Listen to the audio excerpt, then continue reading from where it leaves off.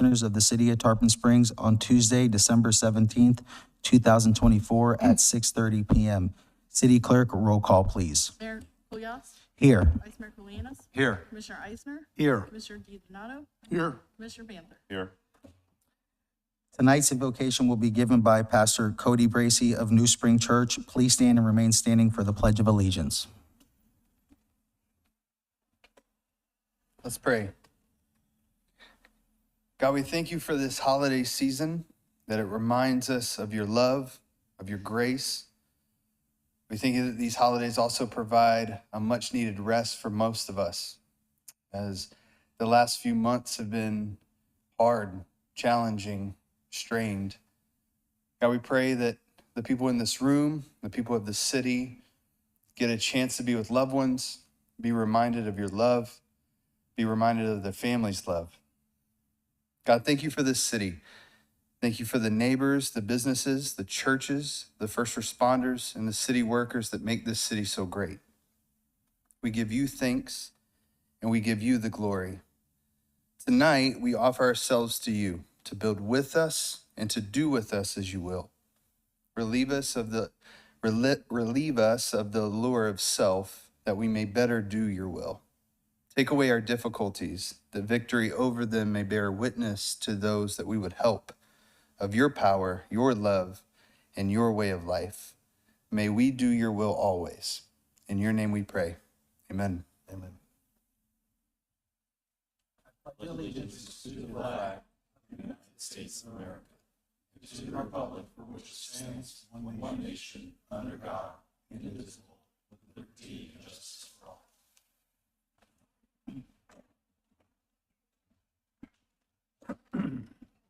We have a couple announcements. Item 21, Ordinance 2024-01, Land Development Code Amendment, amending Article 7, Heritage Preservation, and providing for creation of Neighborhood Conservation Overlay Districts, Application 22-112, second reading. Second reading has been deferred to a date certain of January 21st, 2025. And item 24, Resolution 2024-60, authorizing the issuance of a non-ad valorem revenue note series 2024 in the amount not to exceed $5.3 million was deferred, but now has been updated and brought back onto tonight's agenda. We will now go to public comments on items that will not be discussed on tonight's agenda. Please state your name and address for the record. You will be given 4 minutes to speak and 2 minutes to speak if you are on Zoom. Are there any public comments?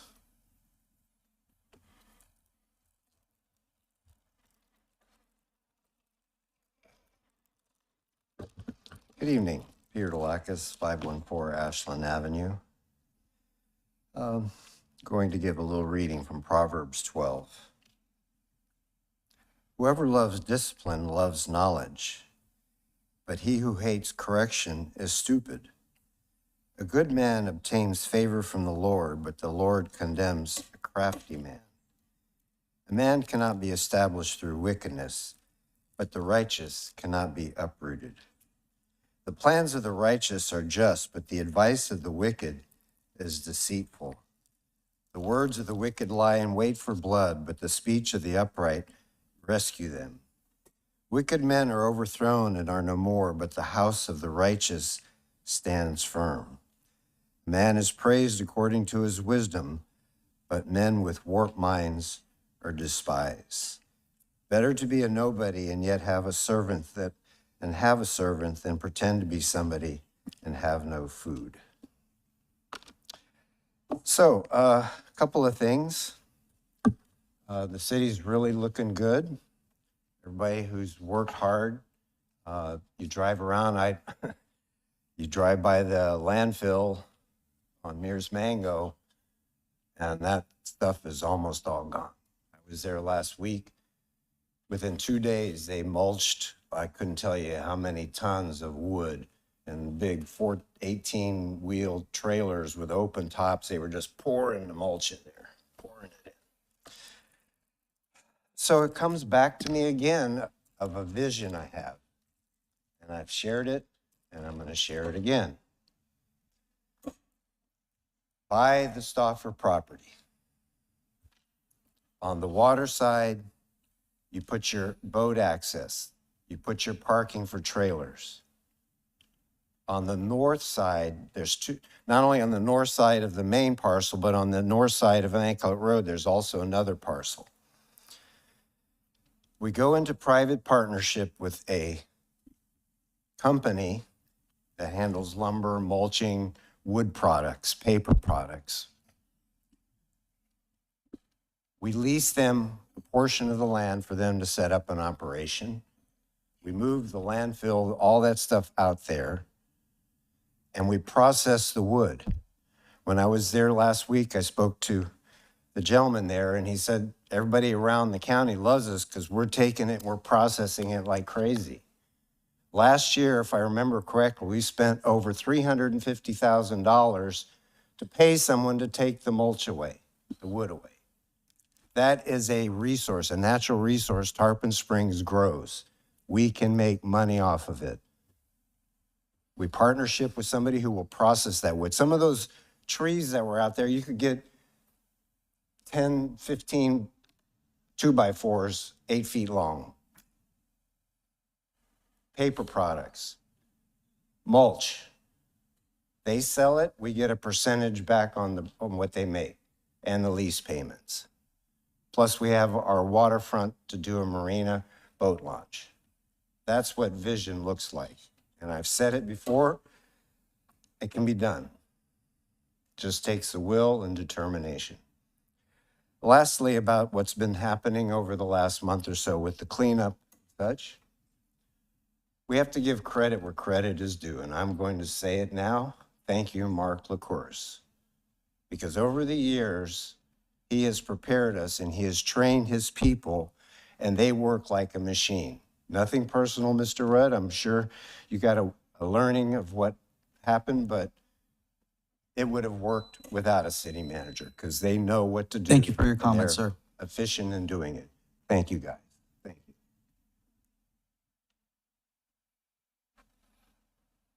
Good evening. How y'all doing? I'm Pastor Leon Marion. I have a church on 535 East Martin Luther King Drive. And I'm asking the question, is any way possible that speed bumps can be put on both sides of the road, either red light by the caution light, because it's kind of dangerous trying to cross the street, because they got people next door let us park in their lot. But when we got kids and children trying to cross that street, no cars want to slow down. The only cars want to stop to let you cross the street. So it's kind of dangerous trying to cross that street and get to the building of the church. So I just want to know if anything can be done about that. Sir, I'll have the city manager reach out to you. If you can grab your card, if you can grab his card that's sitting right there in the hallway, or my card as well, make sure we'll have staff reach out to you. Speed bumps are a delicate situation because of EMT services and other situations, but we understand the dynamics of that neighborhood and try to look out for it as well. So thank you, sir.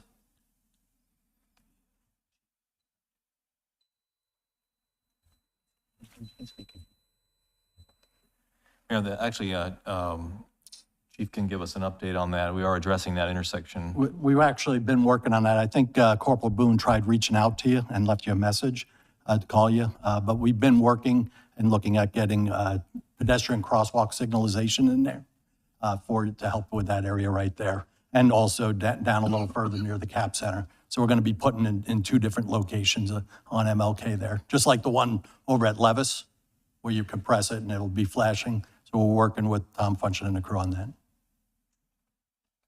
Are there any other public comments?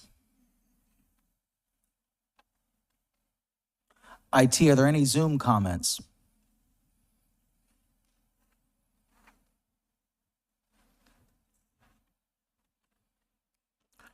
We will now go to the consent agenda.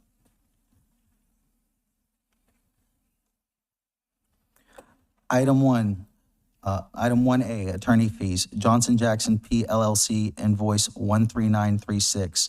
Item 1B, Eunice Salzman Jensen, PA, invoices 8398, 83989, and 83990.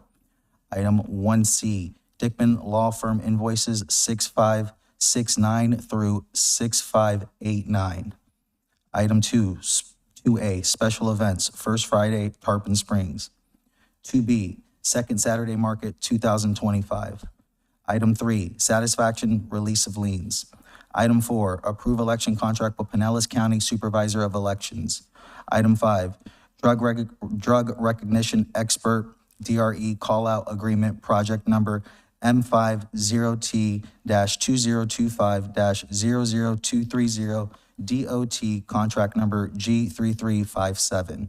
Item 6, approve FDOT subgrant for Highway Traffic Safety Project, CPG-2025-City of TA-00186. Item 7, award file number 250067-C-AS, fire hydrant and valve testing, maintenance and services utilizing Town of Davie contract resolution number R2023-225, ITB number RS-23-69.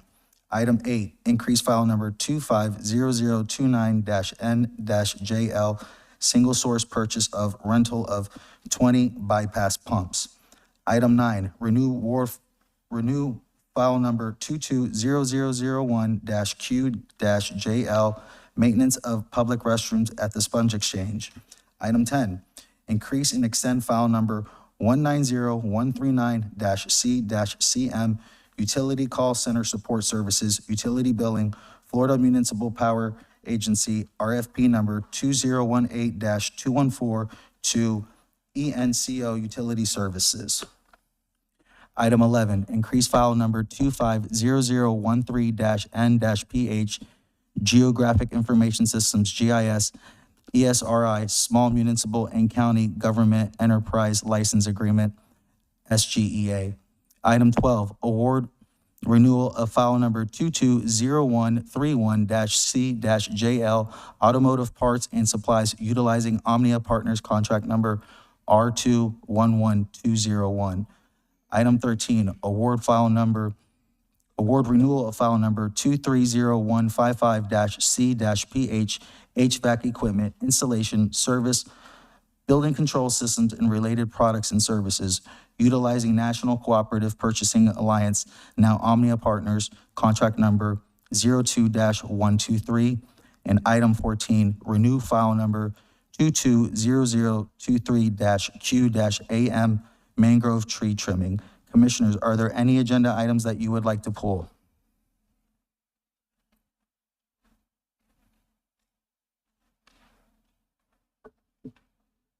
Commissioner Banther? Yes, could you pull number 2B, please, second Saturday?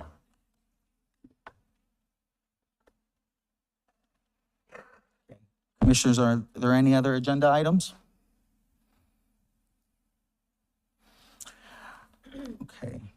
Are there any public comments on consent agenda items 1A through 2A, and then 3 through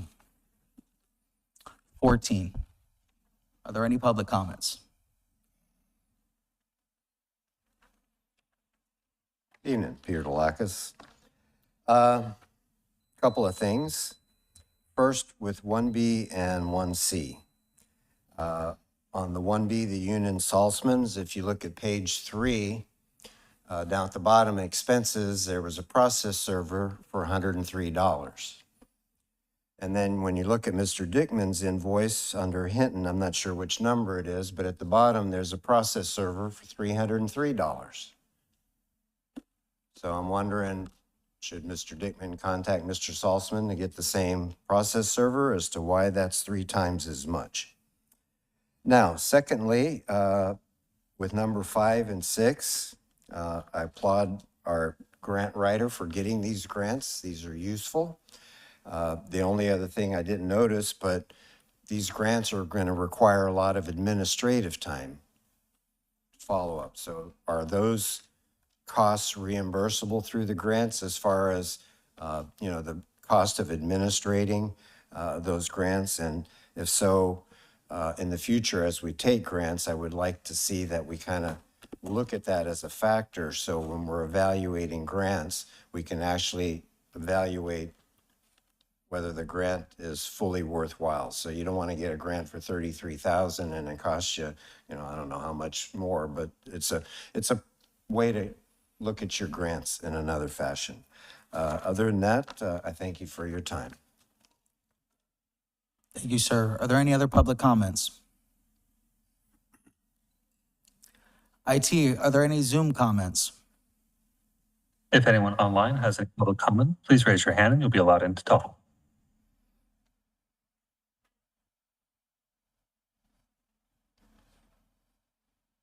And we do not have any raised hands at this time. Thank you. The chair will entertain a motion to approve consent agenda items 1A through 2A and 3 through 14. So moved. Second. There are no further comments or discussion. Roll call, please. Commissioner Banther? Yes. Commissioner DiDonato? Yes. Commissioner Eisner? Yes. Vice Mayor Colianis? Yes. Mayor Kulyas? Yes. Item 2B, Second Saturday Market 2025. Commissioner Banther? Yes, obviously I'm in support of this, but I did speak to Jean from the chamber at the parade, and she mentioned there might be some conflict with the arts and crafts show for that time in March. I don't really have a dog in this fight, but I told her that I would pull it so we can discuss it and make sure we can do whatever we can to make sure both events can be successful. Mr. Rudd, do you have any knowledge of this or any, information? Yeah, I was made aware that the regular scheduled market is occurring the same weekend as the art festival, and that there's a need for that parking for the art festival. Okay. I assume you ladies are with the Merchant Association. Mayor, do you mind if I call them up and they can just talk about what they do to help with the parking with that situation? Is that fine, or? Yeah, that's fine. Yes. Good evening. I'm Carol Rodriguez. I'm the event coordinator. Second Saturday in the past several times has been the same week that the Fine Arts Festival has been, and it really hasn't been a problem. Last year, we canceled it, and we had a lot of unhappy merchants on Tarpon Avenue, customers. If we can do Snow Place and people find a place to park, then the market should be able to be in Mother Mears. And I think it's a win-win. It gives people early to come to the market, and then they go down to the Fine Arts Festival. Okay, thank you. I would just encourage I know it's a tall order, but the chamber and the merchant, association to work together as much as possible, especially as it relates to this weekend or to that weekend. That's obviously a major event for the town, and hopefully between you two, I'm sure we can sort out whatever needs to be done. So thank you. Mm-hmm. I'm good, Mayor. Thank you. Okay, are there, Vice Mayor Kulianis? This is a perfect example of, I don't know how many of you attended the city manager's Main Street presentation. But this is a perfect example of why we need to probably consider proceeding with that, because we need to start bringing our community together as a whole. There should be communication. And all these events, when they're held, again, he can elaborate more on that. I don't know how in depth, you don't want to go into in depth on it today, but isn't this part of what you were talking about, was having this master downtown or a Main Street group, and that all these different entities could come together, come to agreements on when their events are held, and we would have not as much contention. Well, yeah, they would serve on the same board. I don't know necessarily they would agree. I guess there's been a disagreement whether, I guess the art festival feels they need that parking because the market takes not only Mother Mears, but then all those vendors park in another parking lot. So the chamber feels they need the parking, and the Merchants Association feels that the two events can coexist. So I think in this case, it probably would still come back to the commission to They would have a chance. make the decision. They Yeah, would have a chance to communicate. They with would each be other meeting prior to regularly, this, yeah, every month. Instead of, the way it's being done now. sure. Yeah, anyways, so. Okay, we will now go to public comments. Are there any public comments on this item? IT, are there any Zoom comments? If anyone online would like to make public comment on this item, please raise your hand and you'll be allowed in to talk.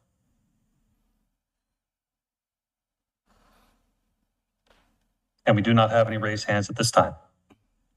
Okay, Commissioner Eisner? Oh, I love speaking about these things.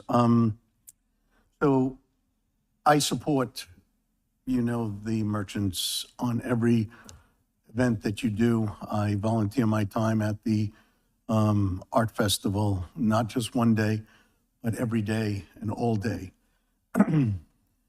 I think this is a big event, excuse me, for the chamber. And I do believe that, I don't believe that you should cancel it. I don't want it canceled, but I think that there could possibly be other ways that you can get it to have a successful second Saturday at the same time, to be gracious and to be able to give the chamber a parking for the art festival.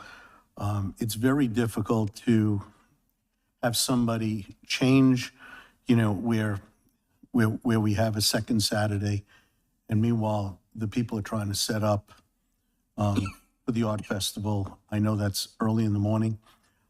So I would like to see you try to come up with something different.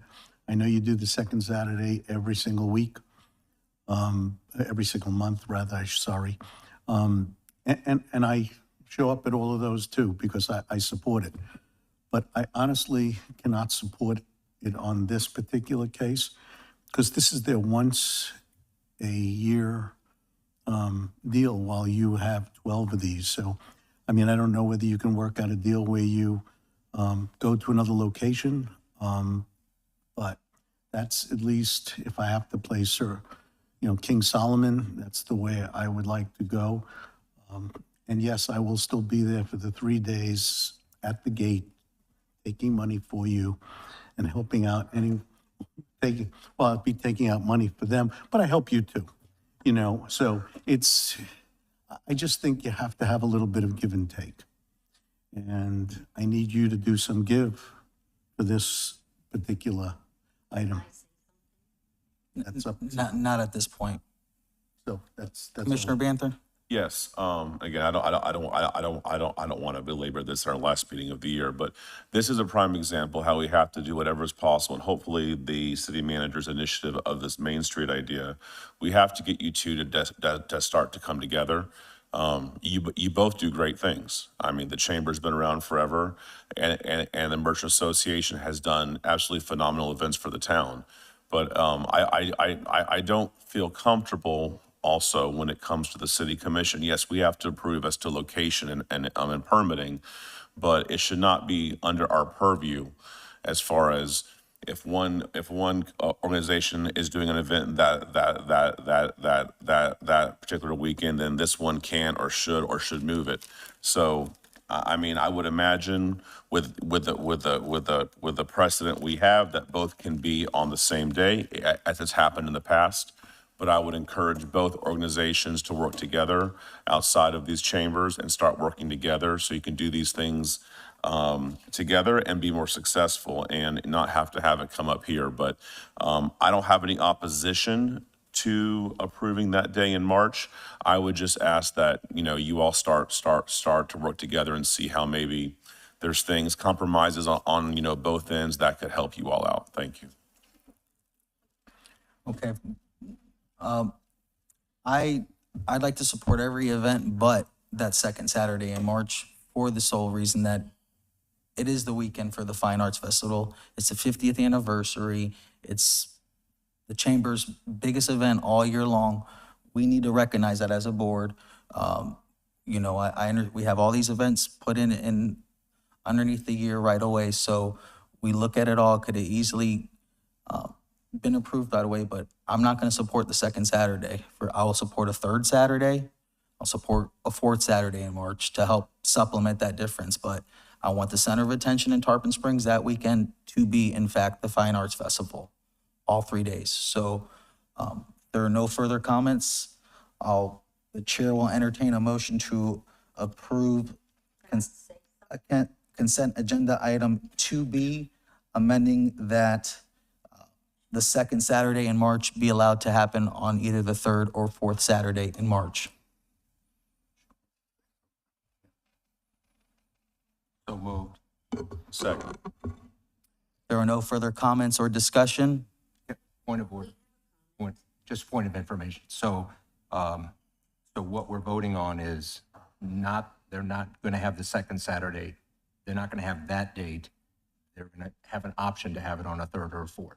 The third or fourth Saturday of March, they're allowed to, absolutely. Okay, thank you. I have a point of order as well. Go ahead, Commissioner. Is it possible that they can have their second Saturday at another location? I'm just asking, yeah. Frankly, with me, I said it last year, I didn't want a second Saturday on the same weekend as the Fine Arts Festival. I made it very clear I wanted to be the creme de la creme that weekend, focused on the Fine Arts Festival and nothing else. And so Gotcha. I'm only supporting that. And it gives them two other options to have second Saturday on that third or fourth week in March to supplement it. There are no further comments. Roll call, please. Commissioner Banther? Yes. Commissioner Giordano? Yes. Yes. Vice Mayor Colianis? Yes. Mayor Kulyas? Yes. We are now going to business items. Item 15, increase file number 240055-B-AS, utility rehabilitation and construction services. And we have Tom Kiger with Public Services Director. Thank you. Mayor Kulyas, members of the board, today we have a short item for you regarding water main construction. We're requesting a one-time increase to our annual utility rehabilitation and construction services contract to provide us ample capacity to execute a planned project for the replacement of the aerial crossing, which is a water main attached to the Alt-19 bridge just north of downtown over the Anclote River. This was a scheduled project. It's included in our 20-year CIP. It's going to be primarily funded with water impact fees. We're already upsizing the line. The line's also in aged condition and requires replacement. And the purpose of this is to execute the project under the existing utility rehab contract, which was found to be the most cost-effective method of executing and procuring the project. And with that, I'll answer any questions. Thank you, Mr. Kiger. Are there any public comments on this item? IT, are there any Zoom comments? If anyone online would like to make a public comment on this item, please raise your hand and you'll be allowed in to talk.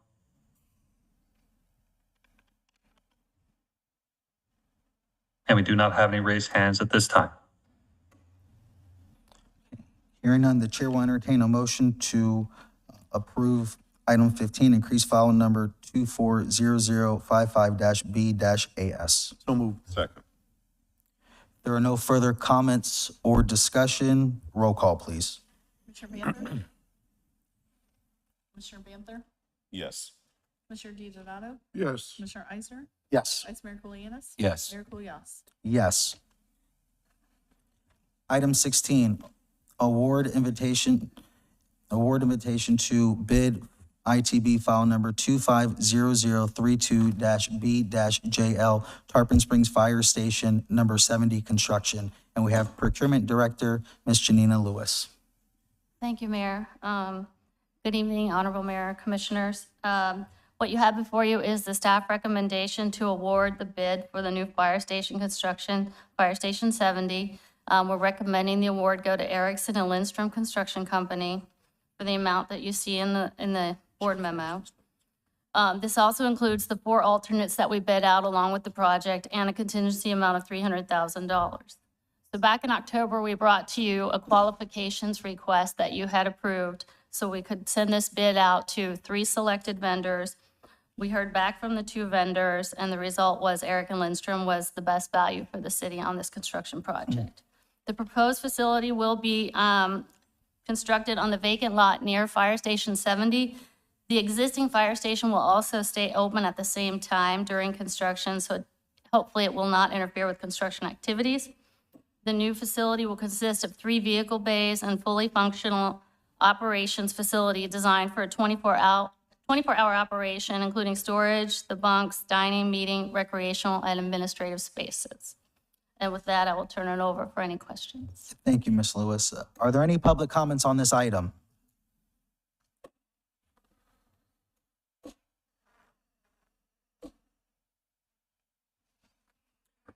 Peter Lax, 514 Ashland Avenue. Good to finally see this coming because I know the city's been wanting to do this for a while. And from what I read in the backup, the old fire station will be kept basically as is. So I would hope that the board in their consideration, if not tonight, at some point, maybe reaches out to the community in that area to see if that building could be repurposed for some kind of a remote recreational facility or some other way to use that building instead of just sitting there and dilapidating. Thank you. Thank you. Are there any other public comments? IT, are there any Zoom comments? If anyone online would like to make a public comment on this item, please raise your hand and you'll be allowed in to talk.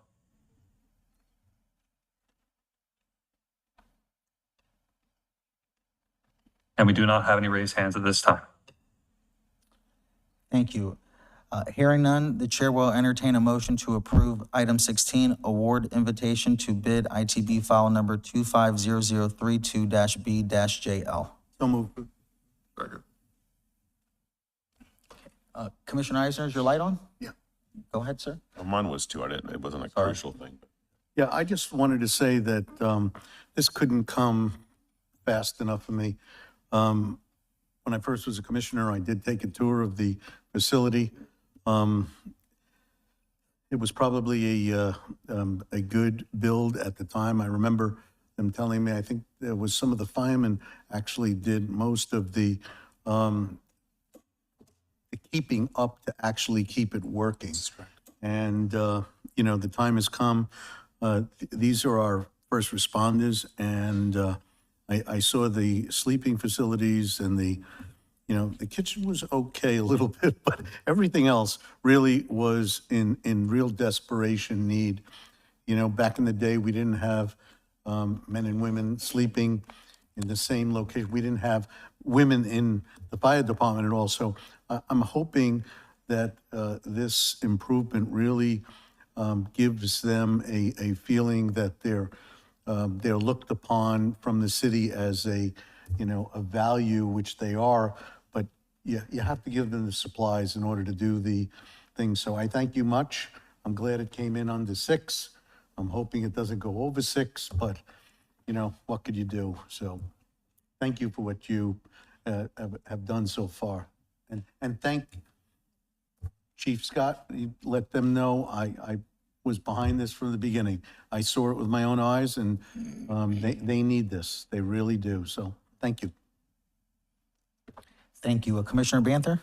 Yes, thank you. I just had a quick question. I had a builder that was going to bid on this reach out to me, and obviously I didn't do anything with this. But they asked if they felt the response time required was shorter for this project than others. Was there a different time required for bids on this, or anything unique?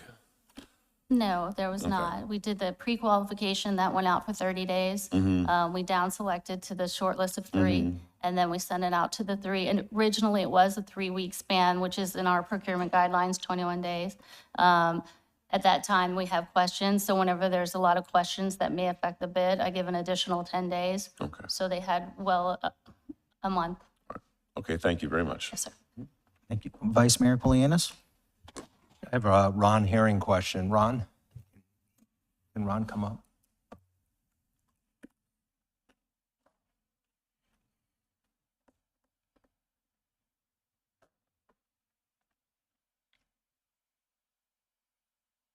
Good evening, Mayor Commissioners. Ron Herring, Finance Director. Ron, is this fully funded Yes. and the funds have been set aside? Yes, we've been reserving money off for the last 2 years, and then we budgeted some more this year. Part of it is $720,000. It's in the general fund we reserved off, and the balance, just a little under $600,000, the county contributes for the fire station. Okay, that's it. Thank you. Okay. There are no further comments. Roll call, please. Commissioner Banther? Yes. Commissioner DiDonato? Yes. Commissioner Eisner? Yes. Vice Mayor Colianis? Yes. Mayor Kulyas? Yes. Item 17, consideration of 7:30 PM rule for public hearings. City Attorney Andrew Dickman will take it from here. Thank you, Mayor. Commissioners, you'll recall that under the charter, you're required to establish your own rules of procedure. You have adopted a resolution that has an exhibit attached to it that has a pretty extensive list of different types of rules regarding various things.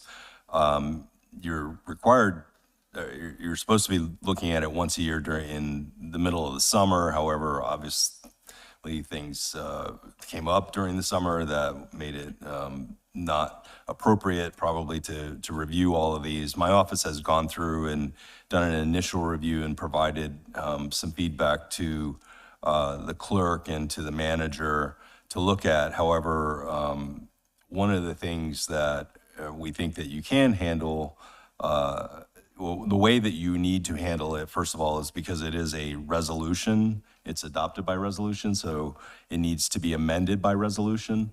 So I think what you need to do, one, is decide when do you want to bring this forward as a full package and talk about it and go through it. It's a very lengthy one, but there's one item in particular that I think you should probably handle and can handle tonight, since you have the authority to pause or waive any particular rule. It's under Article 2, Section 2, which is the quote-unquote 7:30 rule. It's come into effect a couple times while I've been here where you've hit that, you've finished with the agenda and you have plenty of time and you have to adjourn the meeting and wait till 7:30 to start it again. I think that you can suspend that particular rule until the time that you want to take this up, as a whole. I don't suggest that you take it up as a whole tonight. It's a big chore. There's lots of stuff in here. I just saw one thing that just changed on the agenda. You now have, instead of special consent, you have business items that needs to change as well. So I'll just leave it at that and kick it off for discussion. Thank you, City Attorney. Are there any public comments on this item?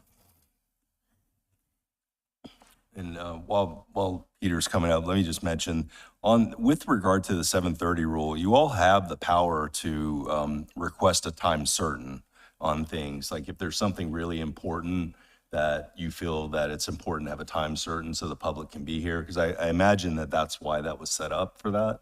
But globally, it may not be a good idea, but on an individual case-by-case basis, you have the ability to establish something as a time certain in the agenda. Go ahead, sir. Thank you, no problem. Actually, Sorry. Mr. Dickman kind of covered a couple things that I was going to say on page 10, where it lists the items of how the meeting should be done. I have noticed that instead of saying special consent agenda, it says business items. I'm assuming they're the same, so I thought you were going to change it tonight. You could change that too, but if you're planning on bringing it back, that's fine. But also, as Mr. Dickman just mentioned, as time certain, because you do have the option to move items around on the agenda. So if you have something that's scheduled for later, and maybe you have experts or other professionals that people are paying time for, you may want to move it up. However, if you know it's an issue that would be something the community would be wanting to respond on, then you would maybe want to have a time certain. So let's say you have it on number 18 on the agenda, but you come and you do it right after the consent agenda, and people are assuming, I can come at 7 or 7:30, and so I appreciate Mr. Dickman's comments, and I would agree with those, and thank you for your time. Thank you. Are there any other public comments? IT, are there any Zoom comments? If anyone online would like to make public comment, please raise your hand and you'll be allowed in to talk.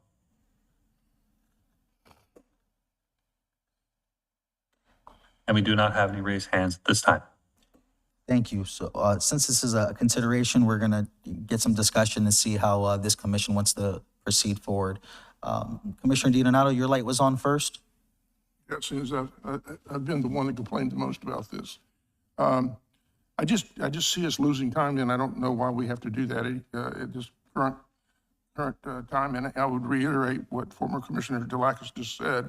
In the past, we've always, if someone wanted, or for whatever reason, to go earlier, or if they didn't come, we even would hold them so that they could go at the bottom. We've done all of that at the request usually of the petitioner. And I just don't see a reason why what was it, last week? I think we had to break for like 30-something minutes. So I would like us to at least direct that portion of this tonight if we could. And then certainly take our time on the rest of it. But it's just something that, it's just frustrating. I don't know why. You're on a roll. You got to keep moving, and time certain. It's not really fair when you stop what you're doing at 7:30, and then have to go back to a business item, and somebody may be here waiting on that. So I mean, I just think we should take it in progression. If somebody wants to request earlier or later, it's certainly I'll yield to the attorney. But we've done it in the past without any difficulties at all. So. Thank you, Commissioner DiDonato. Commissioner Banther? Yes, thank you, Mayor. I agree with the city attorney, with Peter, and with Frank. I don't see a reason for this. It was put in by somebody who's not here with us on this board. And I think it hamstrings us and hamstrings the public. I agree that if we can suspend this, we have the ability, if we have a hot topic item, I've always said if people want to stay here to speak, we'll stay here all night. But, we can always move that up, and we will always do that, I'm sure. But I see no reason to keep this rule in place, and I'm in full support of suspending it and later on doing it on a more global level. Thank you. Thank you, Commissioner Banther. Commissioner Eisner? Thank you, Mayor. This is not a hill I want to die on, so I did agree with everything that's been said. But my question is it not, and I have this for you, Mr. Dippin, was this not placed to make sure that if attorneys were present, that they knew what time to come in? Was that not what it was for? I don't know the history of this. Okay. Generally, I don't know a lot of cities that accommodate attorneys. There really is usually something like that is set up for folks that they're getting off work and they may not be able to get here by 6, and agendas can get switched around, and maybe an important topic gets taken up by 6 and someone can't get here. I'm just guessing. I don't have the history of this. I understand. I doubt it's to accommodate private attorneys usually. No, but we do have people that come here and they have, people on payroll. So that was one thing. The other thing is, would we be able to, and I'm just throwing this out there, make this a 7 o'clock thing so we don't have a half-hour wait, and if we need to extend it, we can extend it.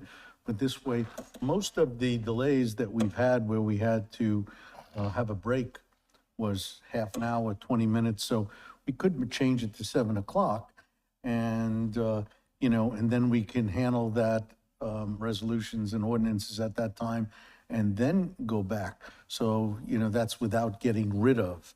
So, I mean, it's just an idea, but I'm okay with either side. I'm okay with removing it and, moving it as need be, or moving it to 7 o'clock. Thank you, Commissioner Eisner. City Attorney, I just have the way our hearings are set up, I thought we were supposed to have these times certain so the public has a time to get here on that certain time to start the hearing for the application. So that's why I'm hesitant in understanding how we can change our rules and procedures to, pick and choose on certain times. So I haven't I don't see this type of rule very often around the state. In fact, as a practicing lawyer, if I'm representing somebody, I have to tell my client, I've got to be there at 6 when it starts because the body can change the agenda at any time. I know you're number 28 on the agenda, but you're going to have to pay me to be at that meeting in case they change the agenda. So I don't really see this very often unless it's in a kind of a situation like where it's just case by case. But I have seen others. I have seen it before. It's not unusual where they say we're not taking up any like quasi judicial issues until, you know, such and such a time. You know, I have seen rules like that, but it's not frequent because you, like I said, you always have that power to, for something that's a hot issue or an important issue, or someone just requests it and says, I've got I'm jammed up with my schedule and I need to be here. Can we get a time certain for whatever? And it might be also for an employee, or as you said, an attorney that you hire, a special attorney that you don't want sitting around in the audience. But I believe as far as this particular one, I believe you do. I'm of the opinion that you have the power, since they are your rules, to suspend it temporarily until you take this whole package up as a resolution and advertise it as a resolution. Okay, thank you for explaining it. With that said, since I could go either way with this, the chair will entertain a motion. Or is there enough direction?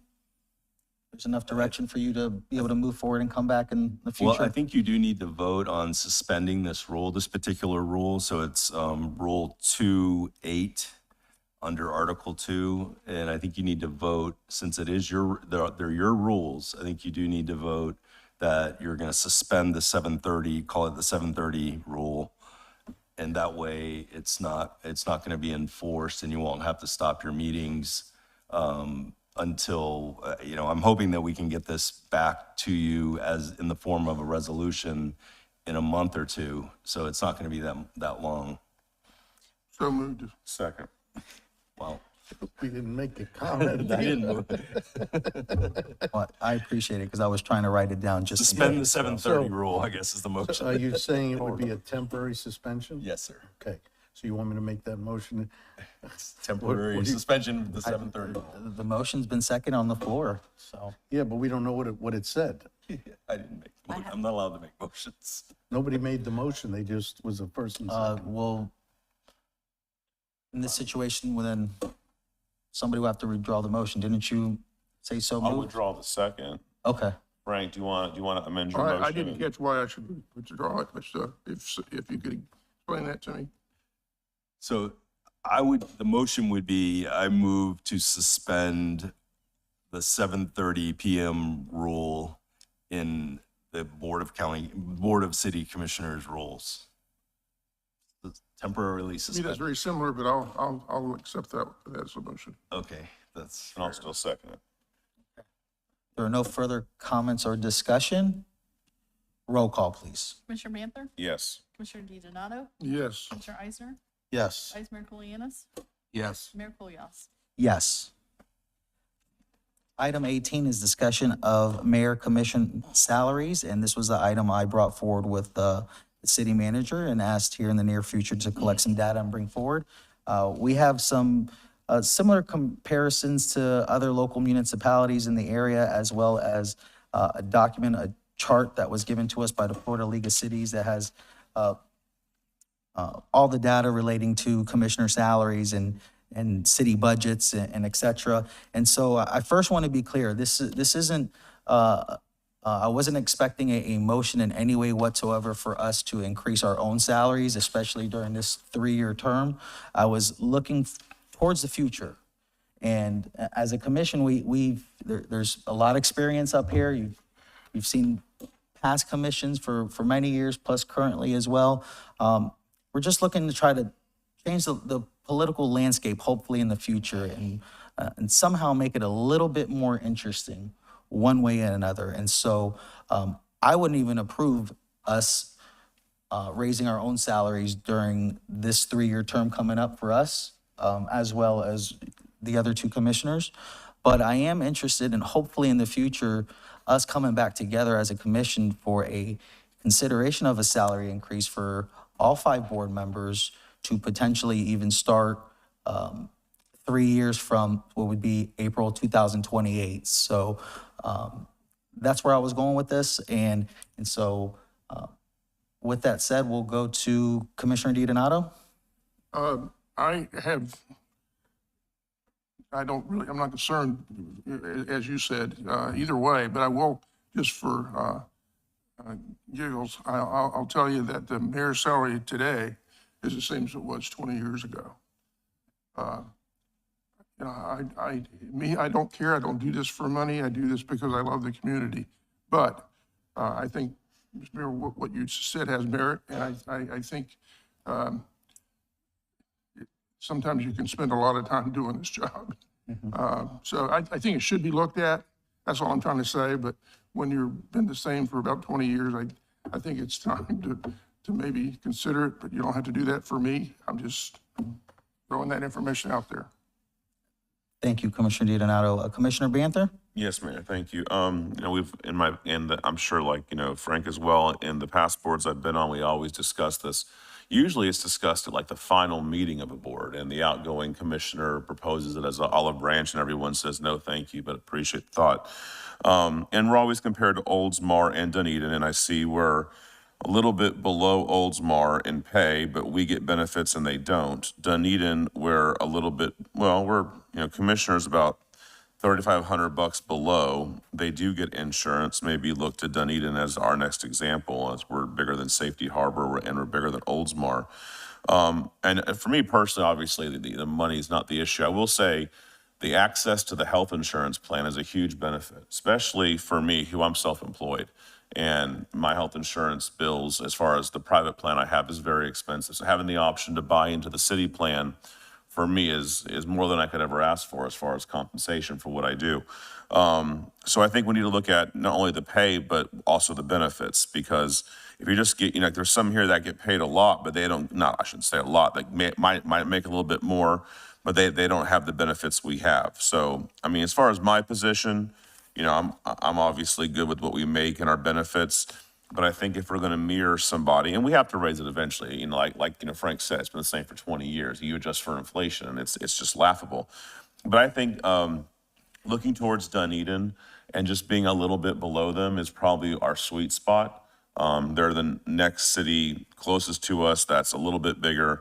They also get insurance provided. I'm not sure what the breakdown is. I believe here we are free insurance, and our family we pay half or something like that. So we have to make sure we're comparing apples to apples in benefits and pay.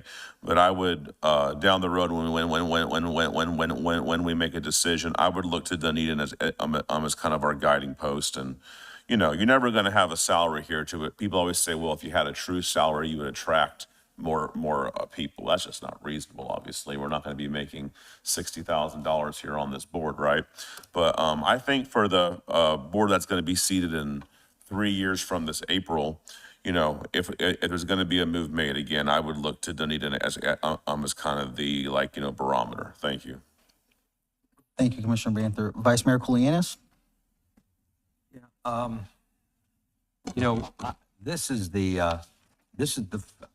been working for the city in some capacity, either on the pension boards or planning and zoning. And this is the first position I've had where I actually got money, which is, so I'm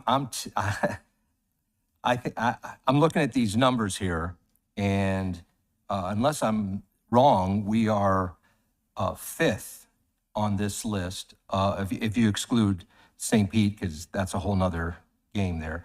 So when you look at, we're fifth, so we're below Clearwater, Dunedin, Largo, and Pinellas Park, and they have more population than us. So being fifth, it looks like we're right in line with where we should be. So I don't think this. Nobody's doing this for money. And when you think about you're getting, I don't take the city insurance because I don't need it. But if you had a mayor who took the city insurance He's getting, and the city insurance costs the city $12,163. And it would be much more expensive if, like Commissioner Banther said, it'd be much more expensive on the outside. So that's 12,000 plus they're getting 13. So the mayor's getting $25,000 in benefits. Commissioners are getting $20,000 in benefits. I think that's pretty good. So I don't want to move anything up. I think this is fine. So. Thank you, Vice Mayor. Commissioner Eisner? Here I came here today thinking I was getting a raise, but no, all joking aside, I looked through this as well, and I do agree that it's something that we should decide for 3 years down the road. Nobody up here will be on that board, so it's a fair way to move ahead. I did also look at Dunedin, and yes, Dunedin has a couple of more people than us and larger income. But if you look at, Pinellas Park, which is double us, you kind of have to look at this formula as how many people are in the town versus what their total GDP is as well. Yes, as it was said, none of us are doing this for the money, but there is a lot of time and effort that goes into it. I also worked for 6.5 years on the Board of Adjustments and got no money. I got just, satisfaction of doing, give back to the town, as I feel this is as well at $8,000 a year. But I do think it does help people who, it helps younger people that may just need that couple extra dollars. If this was $10,000 or $11,000, I don't think it'll break the bank, and I don't think it's going to change whether we're going to have more people coming in for this. I don't know if the mayor can go to maybe $15,000, something like that. That's where I would be interested in changing, because as Commissioner DiNardo said, it's been like this for 20 years. And things have gone up, not that we need this to, go shopping, but it's still, you need to be somewhat rewarded for the time and effort that you put in. So I'd be happy approaching this down the road to maybe move it up to, I don't know, just a couple $1,000s more for whoever's in the board, 3 years from now. Thank you, Commissioner Eisner. Vice Mayor Koulianis?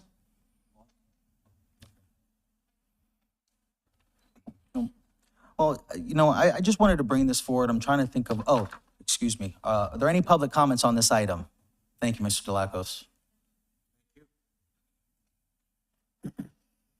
Peter Lax, 514 Ashland Avenue. As Commissioner Banther mentioned, this has been brought up before. And it's the same old BS. Oh, I don't want to look like I'm raising my salary.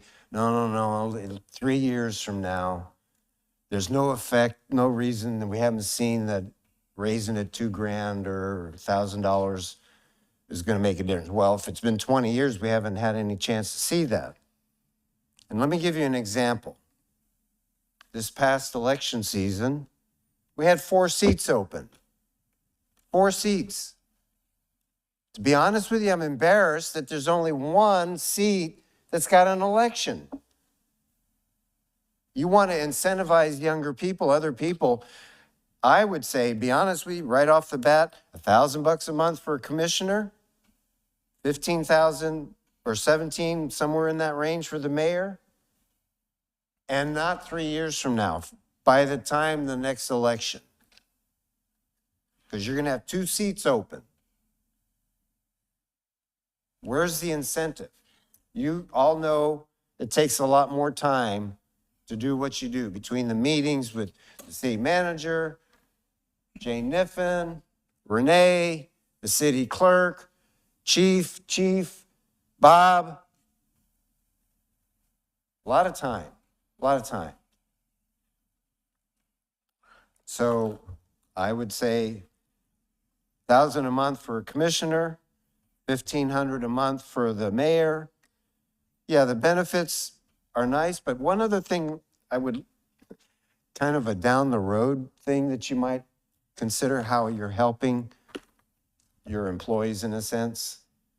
When Social Security time comes and they look at your quarterly incomes, instead of having that 8,000, you're going to have 12 or 15 or something. So in the long run, you will be getting more money back from your Social Security. Just a side note. Thank you.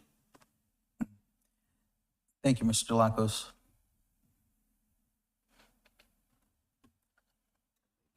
Good evening, Katie Taylor, 1991 Douglas Lane, Tarpon Springs. I commend all y'all for not wanting to take that increase. Earlier during the year, I heard of employee salaries. Mr. Function was trying to get an increase on one of his employees' salary to be increased, and it was denied. And I think we've been back and forth about some increase in some of the other employees' salaries during the course of the year. If you gentlemen didn't take your increase, could those funds be redirected toward helping employees get increases next year? Is that possible for a pool of money that can help the employees? If y'all don't want to really take the increase, I commend you for not, to help the employees. Is that possible? Ms. Taylor, I'd have our finance director get back with you on that because there's really the set amounts, so it'd have to, I'm not sure exactly. Because all I'm asking, if you decline to take your increase, can the money be diverted to the employees where they can where you can help them get increase during the course of the year because they were denied during the course of the year? Without having to get into a question and answer, staff is always trying to balance the budget when it comes. Thank you, ma'am. Are there any other public comments? IT, are there any Zoom comments? If anyone online would like to make a public comment on this item, please raise your hand and you'll be allowed in to talk.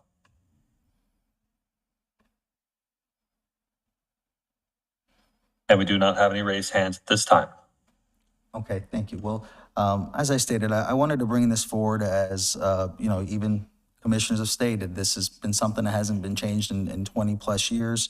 I know we're looking at that one document with the annual salary from 2019 for a lot of those local municipalities, but we did have that data and Excel spreadsheet that was provided to us from the Florida League of Cities. So I would encourage everyone, I'm sure you have looked at it, but just to look at it too, and in the future for decisions.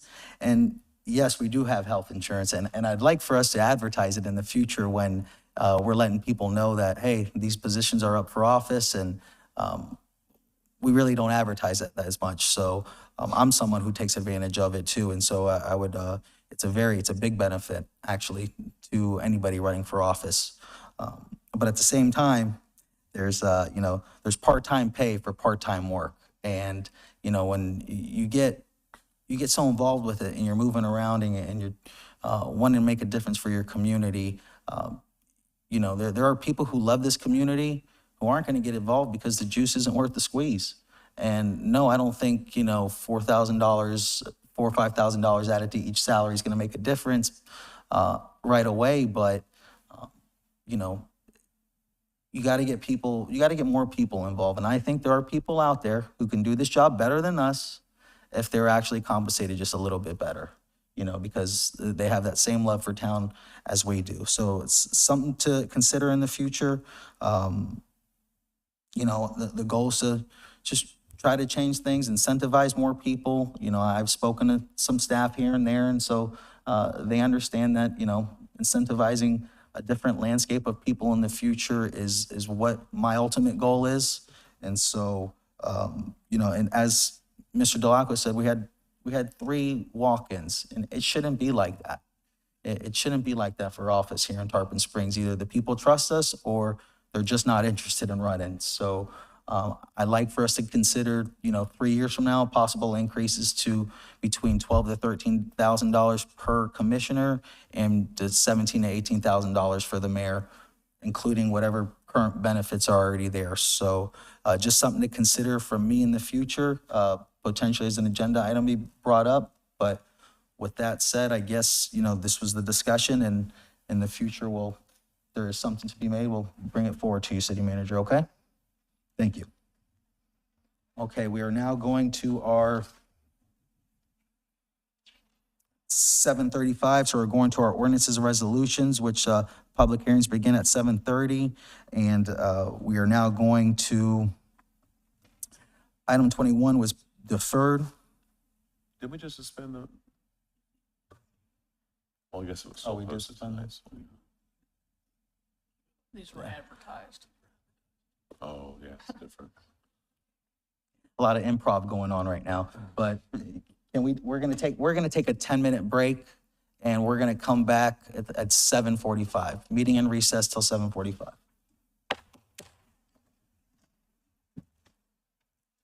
Too much. We had to.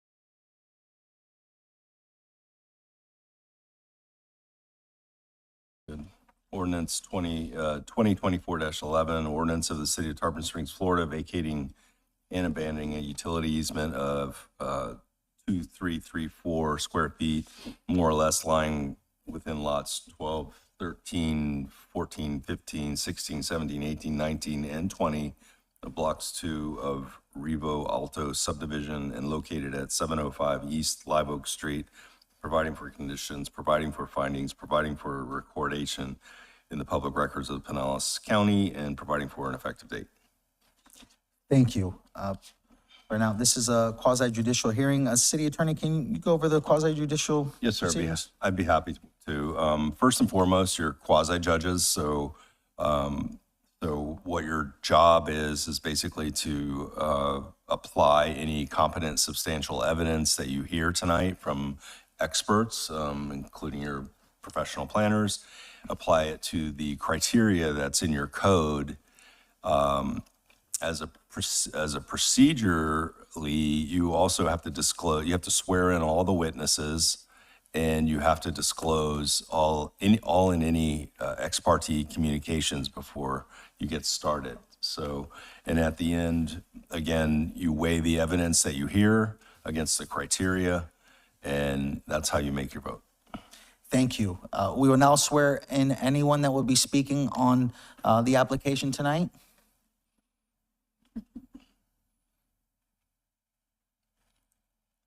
City Attorney? Do you swear and affirm to tell the truth, the whole truth, nothing but the truth? All right. Thank you. Now, we're going to have any ex parte disclosures, or have there been any ex parte communications from any of the board members with the applicant? None? Okay, so now we will now go to the city staff presentation by Renee Vincent, Planning Director. Ma'am? Good evening, Mayor, Vice Mayor, and Commissioners. This is application 24-62, ordinance 2024-11. This is second reading. This is just very simply vacation of a utility easement that's two buildings straddling the property.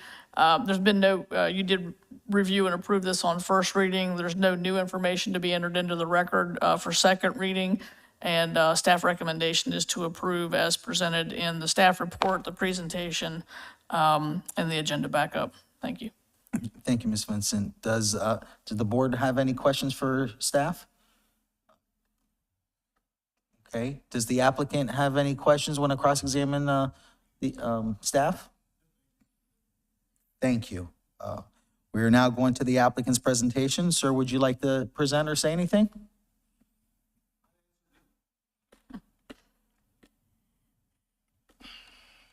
Paul Weichel, 705 East Live Oak Street, Tarpon Springs, Florida. I'm the owner. I'm here to answer any questions you might have. Thank you. Does the commission have any questions for the applicant? Okay. Ms. Vincent, are you accepting your presentation into the record? Yes, and all the agenda materials. Thank you. Thank you, ma'am. We will now go to public comments on this item. Are there any public comments on this application?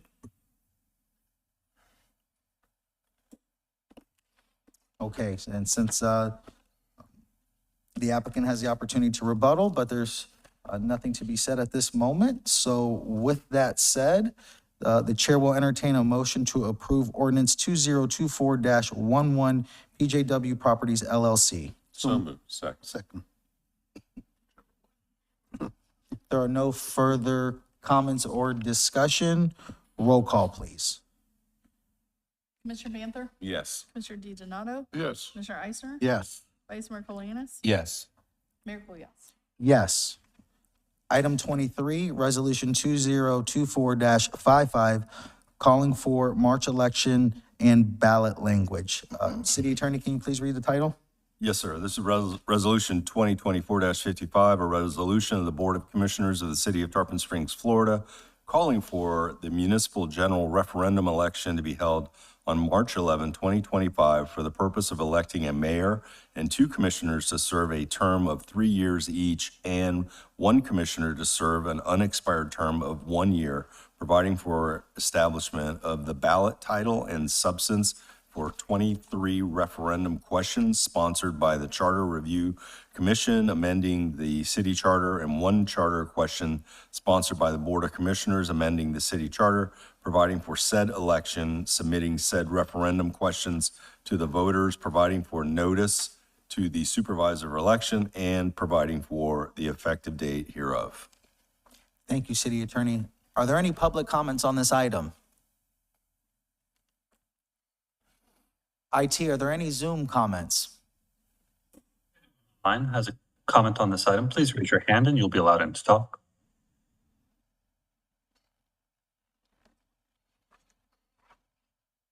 And we do not have any raised hands at this time. Thank you. Hearing none, the chair will entertain a motion to approve item 23, resolution 2024-55. So moved. Second.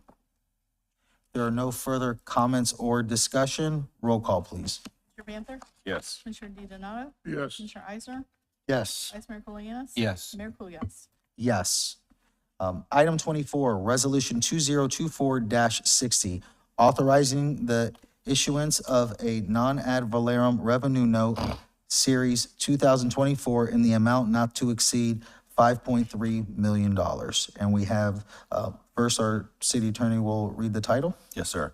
Resolution 2024-60, a resolution of the Board of Commissioners of the City of Tarpon Springs, Florida, authorizing the issuance of a non-ad valorem revenue note, Series 2024, in the principal amount of not to exceed $5,300,000 to finance the purchase of property for use as a permanent dredge spoil site, expand water utility facilities, recreational trail parking and access, and other municipal uses, and to pay associated transactional costs, providing that such note shall be a limited obligation of the city payable from a non-ad valorem revenue budgeted and appropriated as provided herein, providing for the rights, securities, and remedies for the owner of such note, making certain covenants and agreements in connection therewith, and providing for an effective date.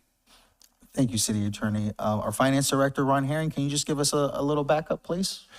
Yeah, without the repeat what the city attorney said, but I'm just going to provide a little history on how this got about. And Ordinance 2024-05 was approved by the Board of Commissioners on July 30th, 2024, to submit to the electors of the city of Tarpon Springs a referendum question and ballot title for the purchase of the property that the city attorney mentioned.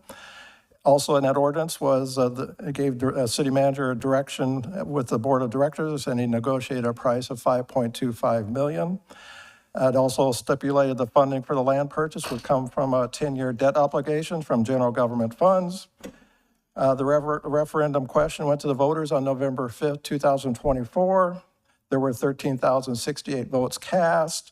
8,637 for the purchase of the land, 66% of the voters voted yes. On November 6th, the city with our financial advisor went out for a bid on financing for the land purchase.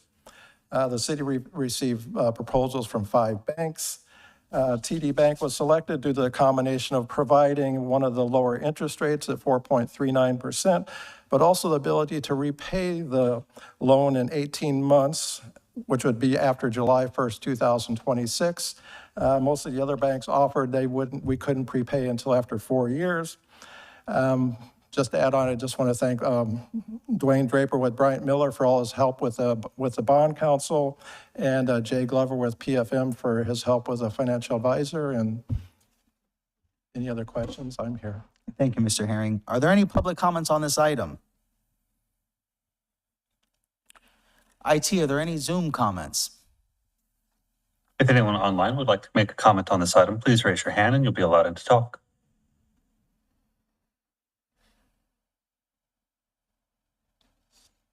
And we do not have any raised hands at this time. Commissioner Banther, I see your light's on. You want to ask a question to staff?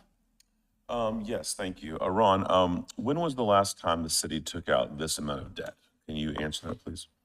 The last debt would be the water plant bond issue, about $30 million, 10 years ago. And then before that, do you recall what was before that? We haven't had much debt. We're one of the lowest cities with the lowest amount of debt in the county. And is the note for the full amount of the 5,300,000, or is it going to be for just a portion of that? The 5.3 million is 5.25 million to cover the purchase of the land, and then 50,000 for the bond issuance cost. Okay, so essentially it's almost 100% financing, correct? We're not. Correct. Okay, all right, thank you. I have other comments, but this was just directed to Ron. Right, okay, thank you. Okay.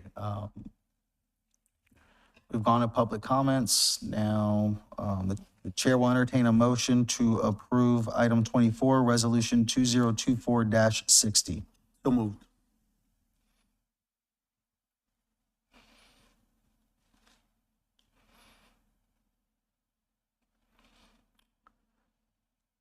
The motion dies. So now what, city attorney?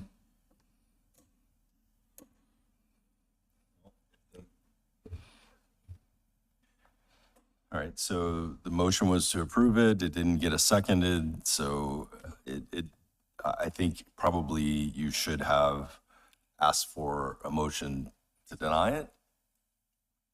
Hold on one For the second. record, unless you have some other way, but I mean. I'm going there to are- pass the gavel over to Vice Mayor.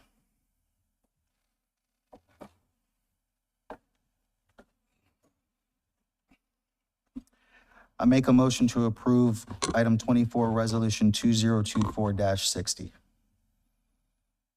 Second. Okay, now we're going to go Well, into discussion. I got the. Yeah, go ahead. But I have no script here, so. All right, so it's been seconded. We have any public comment on this motion?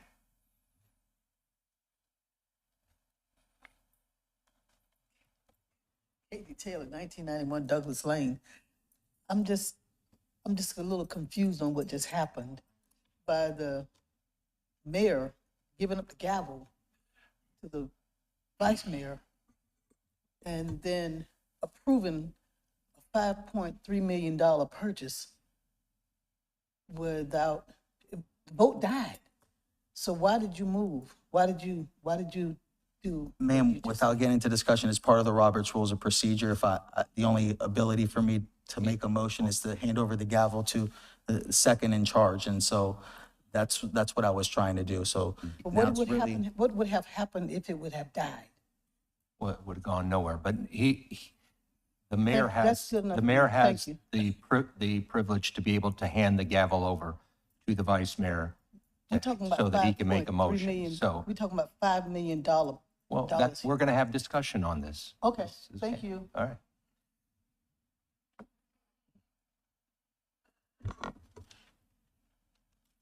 Sue Swenson, 327 Manatee Lane. And maybe I'll see as this plays out, but I am a bit confused.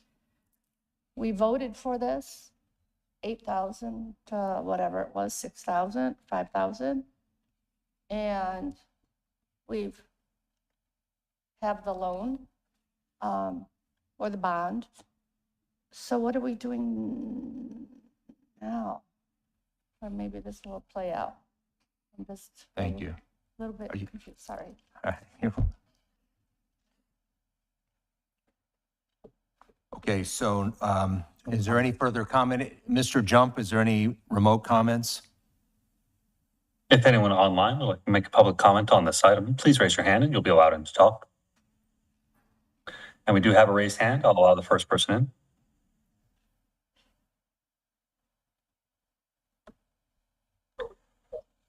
If you could state your name. Go ahead. Juliana Day, 413 East Oakwood Street, Coppin Springs, Florida.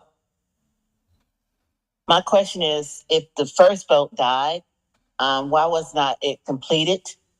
It was just left there. So there was a motion made that's sitting there that died, and it wasn't taken back or changed or anything. So what's the procedure on that? Well, we have a motion was made. There was no second. The mayor handed the gavel over to the vice mayor, and then another motion was made, and it was seconded. So that's where we are right now. So thank you. But you did announce that the motion died, Yeah, right? I don't want to, in all due respect, I don't want to debate you on this. So thank you. So now, is there any other further remote comments?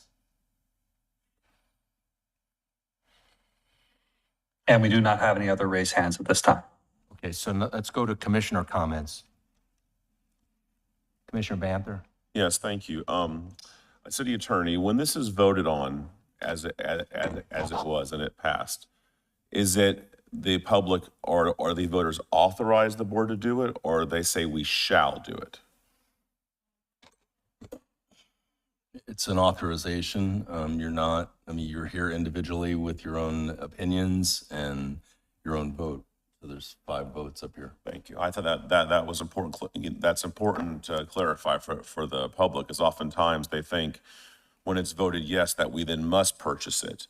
It means that you all authorize us to purchase it. It doesn't mean that we shall purchase it.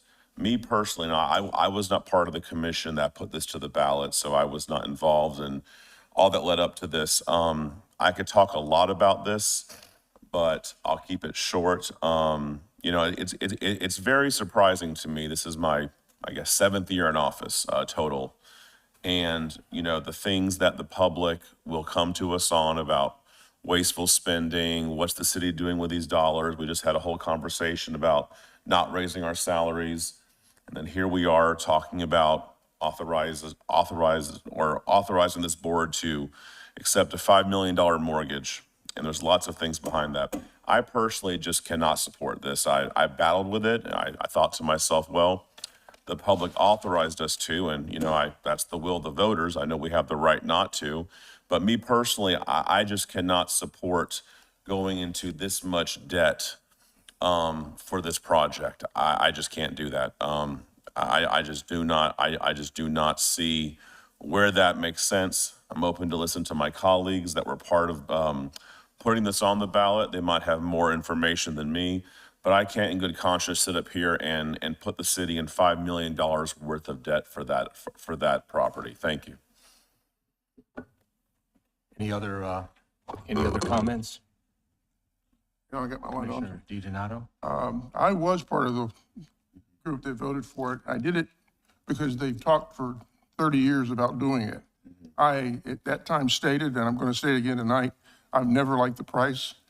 And I like it even less now than I did back then, a month ago, 2 months ago, because of where we are financially, the storms in particular, and the increase that we may have, the uncertainties that I think we're going to talk about here in a little bit. But as far as what our income is going to be, property tax wise, for the next year and the year after that. So I personally want to see a spoil site. I definitely feel long-term is the thing to do. I think it would actually even expedite in the future dredgings, because it's always a holdup. We always have to wait till we find and authorize a property of which we pay between the lease rate and the cleanup rate almost $1 million every time we do that. So I'm definitely for a spoil site, but I'm not for this site at this time. The circumstances weren't that way when I supported it before, and I cannot support it now. Commissioner Eisner? Thank you. Commissioner Eisner? Thank you. You're the vice mayor now? Okay. So I have to answer a couple of questions that I was just listening to. We're put up here I know we make the decision, but we're put up here to represent the people of Tarpon Springs. And I expected going in from the things that I picked up on the feedback on the street was this was not going to fly. I thought we would have 4,000 yeses and 8,000 nos. Those were the numbers you were looking for, give or take. They were a little bit more than 4,000, a little bit more than 8,000. Instead, it was 8,000 yeses plus and 4,000 nos. So I was in for a shock. So first of all, that's why I did my motion, and that's why I did my second, because I'm not up here for my opinion, even though I will give my opinion in a minute. So I'm up here to represent the people that put me in office, so I am going to go with the 8,000 and the majority that said yes. That's A. B, I did a great deal of before, I agree with Commissioner DiDonato. Paying this was not something I wanted to do, but it has to be done at a certain point. You know, when I was in the electronic business, everyone said, when should I buy my new stereo? And I go, you can never just purchase it at the right time. You just got to get in, throw your feet in there and just do it. This has been going on for a long time. We do need to dredge endlessly. It's not just now. We're not buying it for now. We're buying it for the next dredge, which could be 15 years out down the road. So far, there has been no other site that has this value, this size, this ability to regenerate the water that gets placed in there. The water has to carry the sand over there, and the water filters itself and goes back into the Anclote River. There are smaller little areas that would be very difficult to get this type of results. That's why we used it in the first place. So if we do not buy this, I think the opportunity will be gone by the wayside, and we will not have another opportunity to get something like this. I do realize that it came in an appraisal of 3.4 and 3.5 or 3.6. I personally had a conversation with Mr. Stammes. He was gracious enough to lower the price a little bit. It was originally 5.5. We kind of exhausted every which way to try to buy this. He would make, if he didn't sell it to us, he was never, let me rephrase that. He was never wanting to sell this to us. He was happy to develop it, and he could make that much more money. It was, at the time, Mayor Vaticiotis, Mark Licouris, and that were always trying to pick this up. And in the end, I asked Mr. Licouris if I could try to help out, and I spoke with Mr. Stammes, and it was, you know, he lowered it by $250,000. So do I want to pay that kind of money? No, I really don't. I would like it to be the 3.4, the 3.6. But I don't want 15 years from now someone to look back at this board and say, why didn't they buy it then? We don't know what to do with it.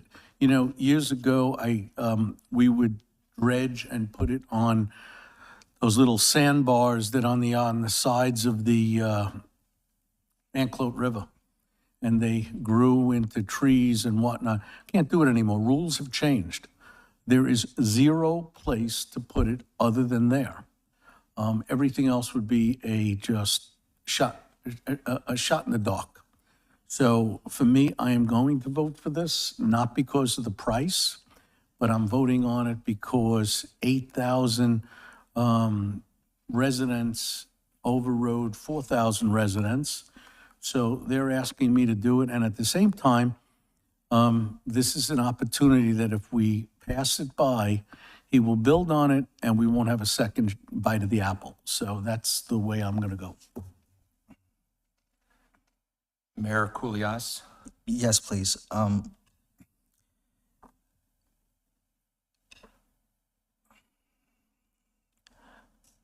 understand where we were at prior to when, you know, even at my stance, I knew the money was a lot, but I sat there and stated, it's up to the residents to decide. When it ties into the charter and what we are as a community, I said, ultimately, let the residents decide. And I wasn't sure what the climate was going to be or the outcome of that item. And so when I saw the election results, I was really, I was surprised a lot. And that could be a couple different factors. Either people are really paying attention or they're not, and they're voting yes on whatever comes in front of them. So to that degree, I'm not sure what it was. But I know the city manager supported it, the prior city manager at the time, because he knew the importance of trying to secure a site. And the citizens did vote on it. Now, I have to decide, you know, I'd like to understand why, because I thought we had this financing in place, and I remember, Vice Mayor, we talked about if we did purchase this property, and this was before the hurricane and the state of emergency, we would come up with this plan, this financing plan for a certain amount of years, and, this is the way I look at it, and we're at this point. The river is the lifeline to our community. The residents have overwhelmingly supported, and I believe, to purchase it. Now, the semantics of words, I don't know how we go from here, City Attorney, but, to me, it seems like we need to move forward in purchasing this property. Now, if the semantics of words, state otherwise, I'd like for you to openly say that, just in case, for the record. So I'm looking at your charter, and you have a limitation in your charter of purchasing anything over real property or entering into a lease, et cetera. This is section 3, limitations of power, over $350,000. So it does say the terms for the purchase of real property, and then goes on to say, shall be ratified by a majority of the electorate voting at a referendum thereof before such shall be effective. So what I believe happened, and again, this is before my time, is it came before you saying to enter into the contract, right, to buy the property, and the vote was to ratify that purchase, but what's before you right now is the financing of it. So that's different. So it does say ratification. So that's ratification signifies after the fact. So basically it came before you at some point and said, let's enter into this contract for these terms. And then we have to put it, because it's over $350,000, we have to put it in front of the electorate for ratification. Now, I am not willing to say that that somehow commits individual commissioners to how they're going to vote on the financing in advance. I just think that you would be contracting away at some other point. A prior commission that did something cannot really dictate how you individually act on the financing part. So I think you're still in line with the charter because you entered into a contract to purchase the real property. I don't know if there are any penalties if you don't go forward with it. We'll get to that. Yeah, we'll get to that. And there's been a lot of time and money and attorneys working on this, Mr. Salzman especially. But it has been ratified by the electorate, and that's where you are. And so right now where you are is, this is the strategy for paying for it to commence the contract. Okay. Mayor, you still going? Yeah, and I just want to get it out, and we'll have our discussion. That as we talked about, we hear that this river here, and we talked about, it's the lifeline. We also have the bayous and inner waterways. Those all need to be dredged ASAP. They need to be dredged as soon as possible. We are behind on that in, I don't know, probably a decade, if not or so. And we already have, if this all goes through, we have the site available to do that. And we need to do it. We don't see, kids even playing in the bayous anymore on their tubes and stuff. It's not the point, but that all has to get done soon. Also, with these storms that came through recently, I've been told by captains of ships and stuff that the channel that was once recently dredged, some of it may be messed up already because of these hurricanes. Powerful storms came through, obviously. And so I've listened to that as well. And I know it's $5 million and how we all feel about it. But this is a river that brings $290 million to the region annually, every year. And so when I think about potentially securing its future for this community and for the region for $5 million for what it helps bring in annually, it helps ease my mind a little bit, and for the future as well as how it's currently going to be utilized. And so we talk about the charter. The charter talks about, our responsibilities of taking care of the river. And, no, it doesn't say we have to purchase a property to take care of the river and to dredge it and take care of it. But what's the closest way to do that? Secure a property that can help us operate it and do all those things to support the charter. And so, city attorney and finance director, this doesn't go through, I got a couple questions. We still have to either find another financing route, and what are the penalties with this potential delay in a contract that we have in place? Could you both help me out? Well, the agreement did say that the closing would be by December 31st, 2024. If the financing's not approved, that's like it's basically it on the financing until we try to go out to bid again for some more financing unless TD Bank would extend the financing. Just something else, we have paid the required deposits, $525,000 per the agreement. I'm trying to read it right now, but it sounds like, maybe I could show it to the city attorney, but it might be if we're in default as the buyer, we might have to forfeit that deposit of $525,000. But I'd like the city attorney to read that. Okay. Ron, seriously, you don't run across this situation a lot. Let them talk for a second. Well, Mayor, let me say a few things and I'll come back. Yes. All right, so I spoke to Mr. Salzman about it, and he did say that we would lose whatever has been put in escrow. So it would be the $525,000. Look, fiscally, I'd be happy to not buy this property, right? Given what we went through with the storms, and we're going to go in when we get to item number 20. We're going to discuss, some of the variables and uncertainties we have in the coming months. I didn't second this item because I wanted to hear from everybody. I didn't know you were going to give me this, which was kind of cool, though. It's kind of giving me some, test driving this thing. It works, yeah. So, but seriously, I would be happy if this went away and we didn't have to spend $5 million. I think that the issue is really the price. I think, and that's what I've heard from the people in the community, and I was surprised that it passed, but you know what? It teaches us a lesson that if we send something to the residents, they assume it's something we want.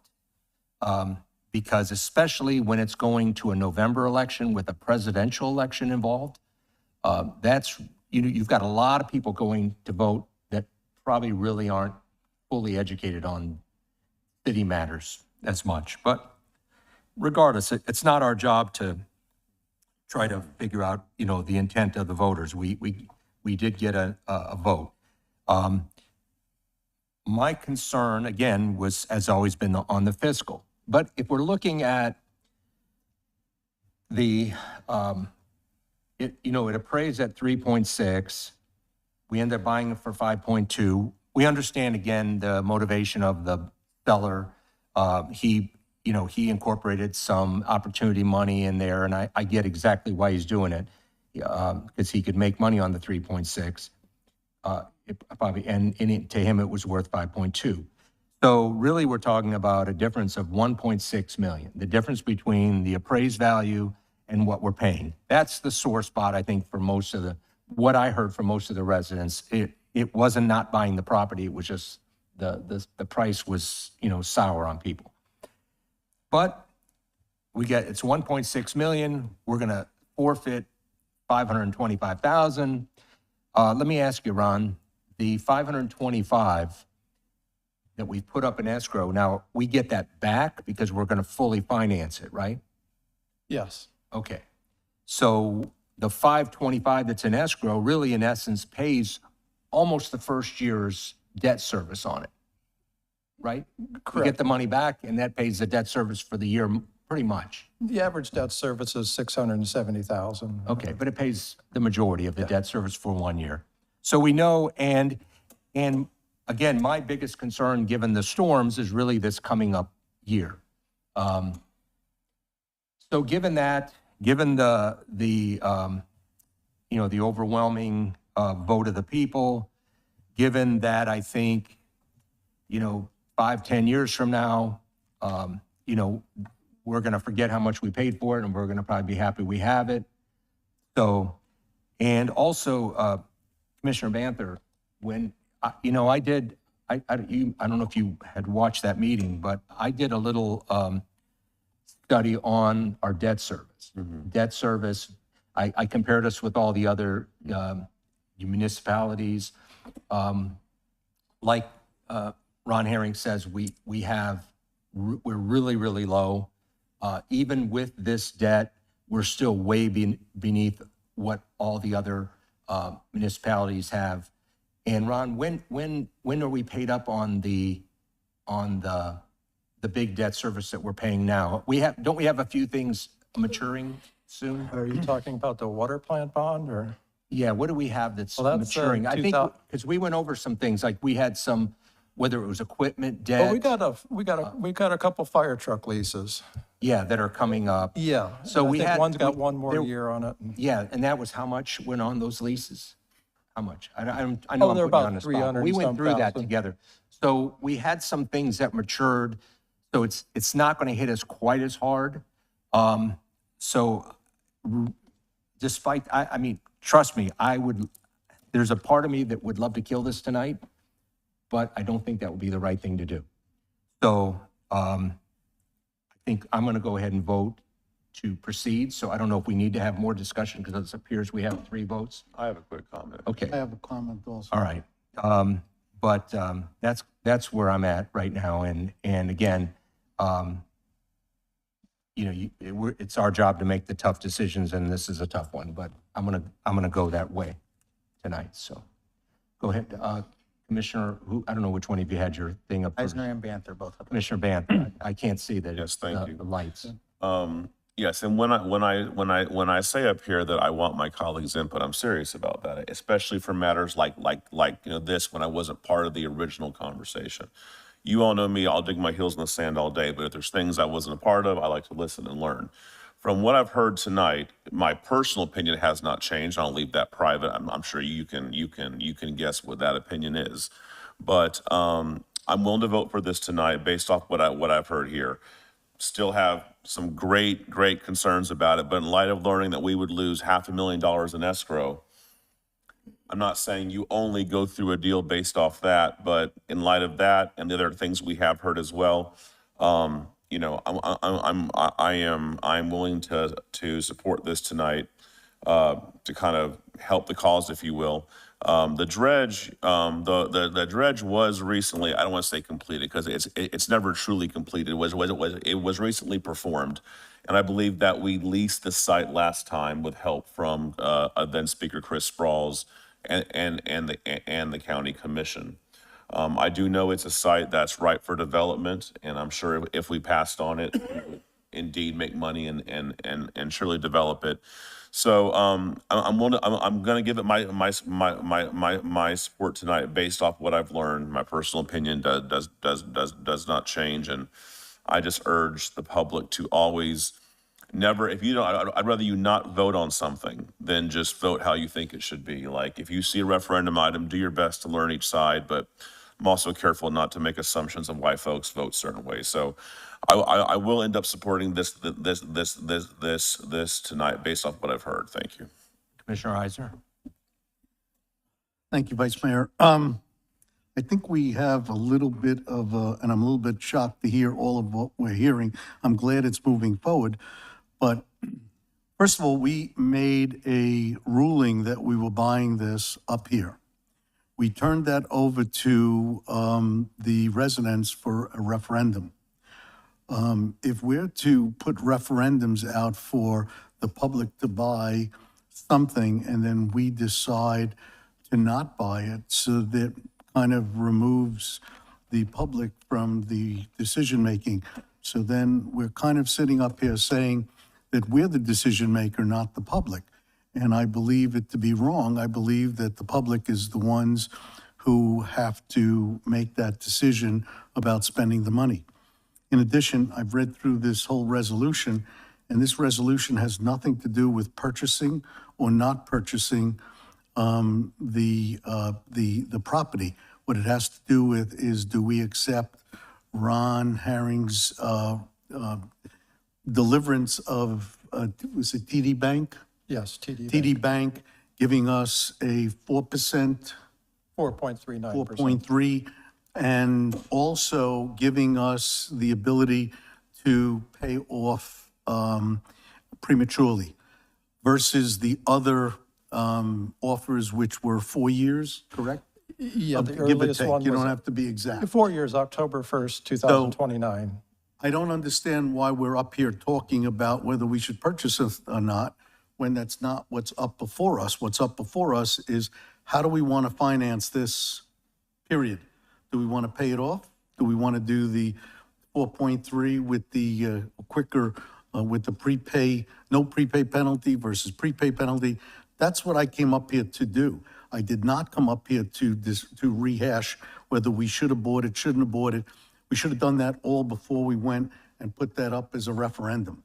So again, I'm going to go and agree with the 8,000 plus people that put me here to make that decision for them. That's all I got to say. Commissioner DiDonato? Just a few things that have been said here. First of all, I respect everyone's opinion. There's some things that are a little bit misleading that I want to reiterate that we need to look at. For example, you said roughly 12,000 voted, 8 yay and 4 no. I believe we have close to, 16,000 voters, registered voters? I think it was closer to 19. Closer to 19,000 registered voters, of which only 12 voted, 12,000. So I'm just saying, there are a lot of people that didn't vote for it, number one. Number two is, we weren't hit by those, or hadn't anticipated at the time, because mail ballots went out, I believe, in July or early August, and people were already voting. I'm just saying, not everybody was aware of the financial circumstances that we're under. If you ask me the same question in 2 years, I might be, if I were here, but I probably won't. I don't know where I'm going to be. But my point is there's a lot of variables that we have to look at. I still feel that had the voters known our financial situation, they may not have supported it. I don't know. That's conjecture on my part. But I just for purposes, I want everyone to know that there's 18 to 19,000 registered voters in Tarpon Springs, of which 12,000 chose to vote on that issue. It could have swung either way. So just wanted to bring those facts out. And I also want to reiterate, as I've said all along, I'm definitely for a spoil site. But given the circumstances today in this particular price, I have a hard time supporting it. I'm going to go ahead and entertain a motion to approve Resolution 2024-60, authorizing the issuance of an non-ad valorem revenue note, Series 2024, in the amount not to exceed $5,300,000. Vice Mayor, there's already a vote. There's already a motion on the floor to approve it. I'm sorry. I did a sorry. first. And I got you. the I'm sorry. mayor Well, did a second. it's my first shot can I- here, so. Yeah, let's give him a break. Can I just have a couple comments, sir? I want to thank this commission just for looking into this. I know it's a high-priced item. I understand, but ultimately, I trust this guy and his staff, to look over everything. I know we put them in we and the residents put them in a spot and looking over everything and how they were going to balance the budget and move forward. And Ron's confident, with how it all got set up with his staff. Yeah, it might cause us to be more conservative on some other items in the future, but I'm just happy to see this move forward because tell you the truth, it'd be hard to look at the pressure of all those residents and just thank this commission. Thank you all. Okay, let's have a vote. Commissioner Banther? Yes. Commissioner DiDonato? No.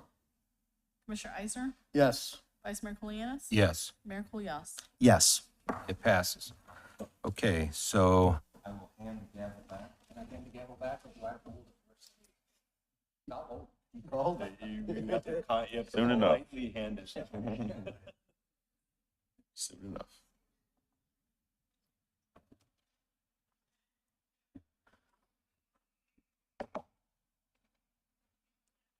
Okay, we are now going to item 25, Resolution 2024-61, ratification of Executive Orders 2024-24, and extending a declaration of state of emergency for Tarpon Springs due to Hurricane Helene. City Attorney, can you please read the title? Resolution 2024-61, a resolution of the Board of Commissioners of the City of Tarpon Springs, Florida, ratifying Executive Order 2024-24, extending the declaration of local state of emergency to December 24th, 2024, and providing for an effective date hereof. Thank you. Are there any public comments on this item? IT, are there any Zoom comments? If anyone online has a public comment on this item, please raise your hand and you'll be allowed in to talk.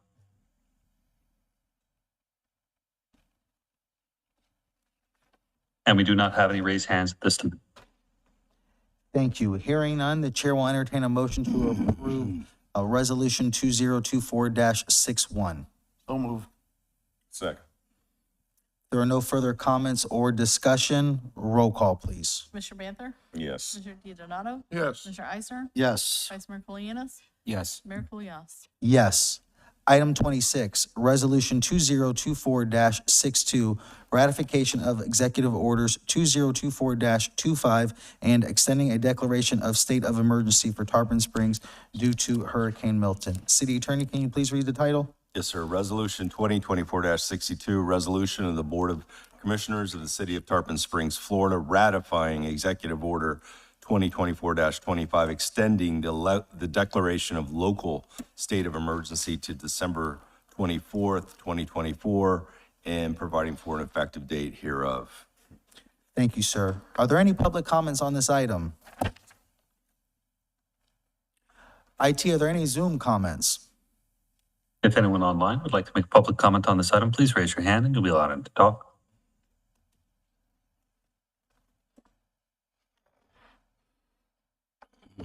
And we do not have any raised hands at this time.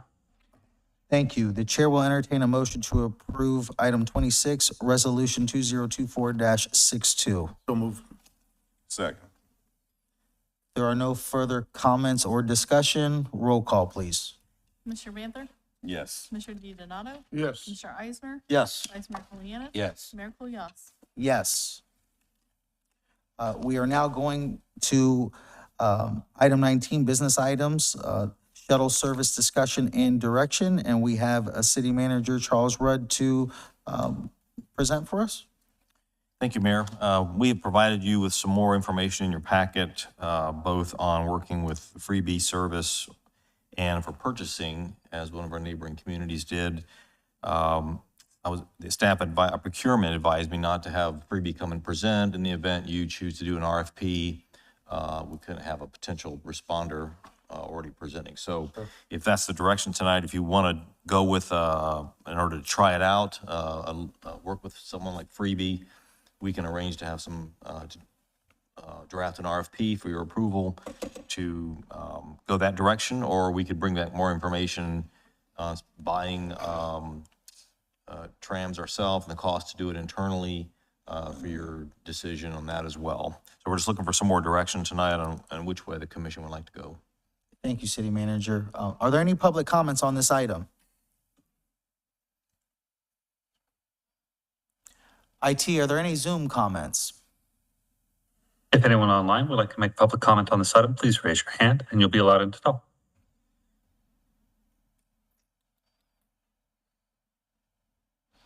And we do not have any raised hands at this time. Thank you. So this is a discussion direction, and we're going to go to the commission. Commissioner Eisner, your light was on? Yes, thank you, Mayor. So when I brought this up, it was to be a trial and, and to see if it was something that we liked. So I did have a conversation with our city manager, because when I got the initial report, there was a little bit vague with Dunedin, and we got more information afterwards to clarify. But we're still trying to clarify. They have 3 vehicles. We wouldn't be using 3 vehicles. We'd maybe use 2. They are there Thursday, Friday, Saturday, Sunday. We would probably, in the onset, just try to do it maybe Friday, Saturday. And I'm just throwing this out there. I don't think it would cost us the $219,000 that was there. There was a second item in there about St. Pete not keeping it going, that they canceled it, but I did follow up. They did not cancel it. They still have it. Both Dunedin and St. Pete love it. All good feedback. St. Pete Beach, I'm sorry. Not St. Pete, St. Pete Beach. Thanks for the clarification. And at the same time, we got a comparison for Newport Richey, which bought, I believe, 2 golf carts, and they have full-time employees. If we were to go with purchasing 2 golf carts and also then getting involved with hiring 2 full-time people, the costs involved, where we would be leaping in with both feet and being not to be able to test the water. As my comment that I made to the city manager is, I want to put a toe in the water, see the temperature before we jump in both feet. I don't want to be purchasing things and then having to go sell it. So I'd like to do this. This is my own opinion. What I'd like to do is go in and have just a couple of vehicles, maybe do it Friday, Saturday as a test run, 6 months, see what it is. Again, I also don't know on these other towns whether they have tips involved. I don't know if they have, the advertising is 50-50. Are those numbers with the 50% that the city gets and gives back towards the payment? Again, there's just too many variables that I couldn't make a decision. So I would prefer to have somebody come in, whether it be a number of organizations coming in and want to give us a presentation for an RFP, fine.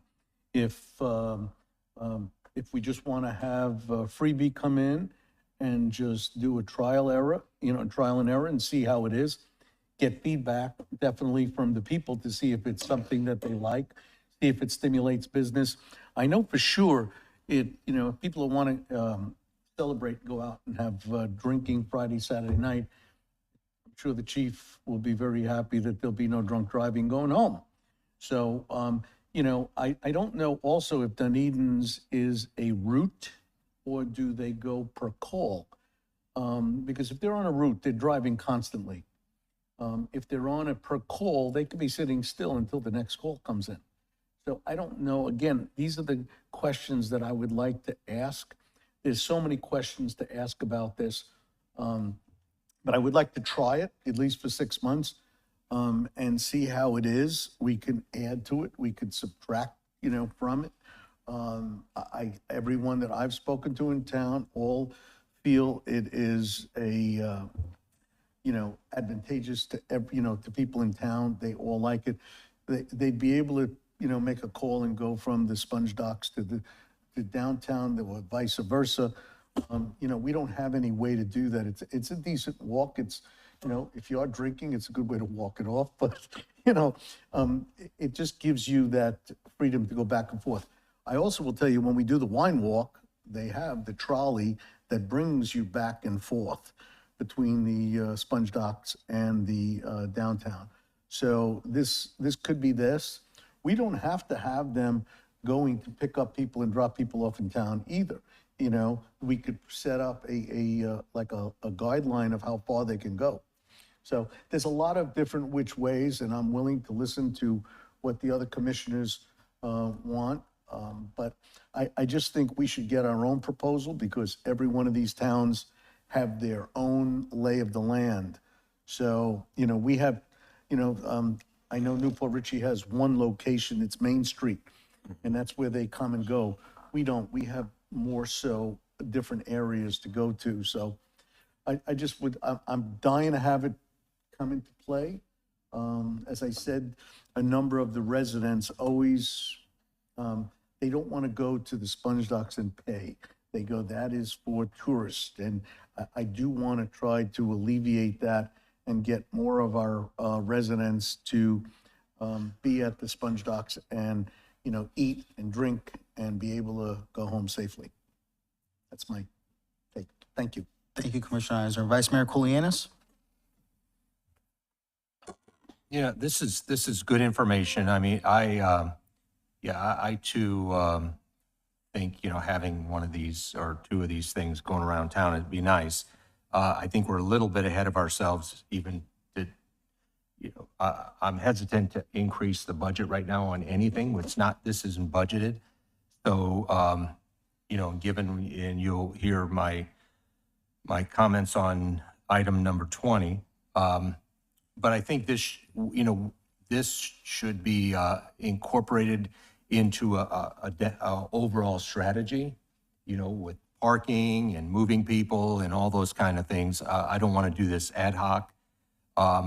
We should look at all the other options, whether we have our own vehicle, man it with, people that are on our payroll and all those kinds of things. But I think this all needs to be part of a strategy. I think, this could be included, hopefully in the budget for our next fiscal year, to do something like this. But right now, given the uncertainty, we just, again, we have incurred this extra debt, which is something, the residents wanted. You also hear in number 20 that we got a $3 million possible, more than a possible, an expenditure on the Beckett Bridge situation. So I think this is great information. The city manager can get further data on other options, but I'm not prepared tonight to vote for anything regarding this. But anyways, that's where I'm at on this. Thank you. Okay. Thank you, Vice Mayor. City Manager's light just came on, and then we'll go to Commissioner Banther right after, then DiDonato. I just wanted to add in, because of your comments, this type of thing is and has been in the redevelopment plan, so it can be funded through the CRA, at least initially. Typically when, like for policing, for instance, if you were to put officers on segways, and in the CRA, you could pay for the segways, but when it came time to buy new segways, you couldn't pay for it out of the CRA. So the CRA could get this going. I know there is quite a bit of undesignated funds there. But then a renewal, we'd have to look deeper to see if the CRA could actually renew it. But it is in the plan, so you're authorized to do it. But is Sponge Docks in the CRA? The Sponge Docks is not in the CRA. So, But the rides would have to start or end in the CRA, would be the stipulation. okay. They can go outside the CRA Yes. and still be paid by the CRA. Okay, Commissioner Banther? Yes, thank you. I mean, I assume tonight we're just looking for direction. Well, obviously not. I have some of the same concerns that Vice Mayor has, but I'm more than willing to see some more details as far as I'm not sure if it would be. Are you gonna put this out to bid, or are we just looking at the one in Dunedin? I guess not that many vendors, probably. I mean, Yeah, there aren't that many. What my recommendation would be we would draft an RFP where we would define the days and times and those parameters. they'd bid on it. And then they would say, we'll do it for this much. I mean, I don't know what my final vote will be, but I'm very open to, having it come back to us with more details for sure. Thank you. Thank you. Commissioner DiDonato? I too need more information, more definite cost or definite approach in order for me to authorize another several $100,000 thing expense, if that's what it's going to be. We don't know at this point. But until I get more information, I would hesitate to vote on it tonight for sure. But I'm not against it either. So I just need more information. Thank you, Commissioner. Commissioner Eisner? Thank you. I'm glad the city manager spoke about what I was forgot to speak about. I was trying to also add to it that the CRA can pay for this.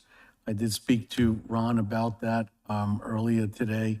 And, there's no harm in asking the people at the docks whether they want to have somewhat of a contribution.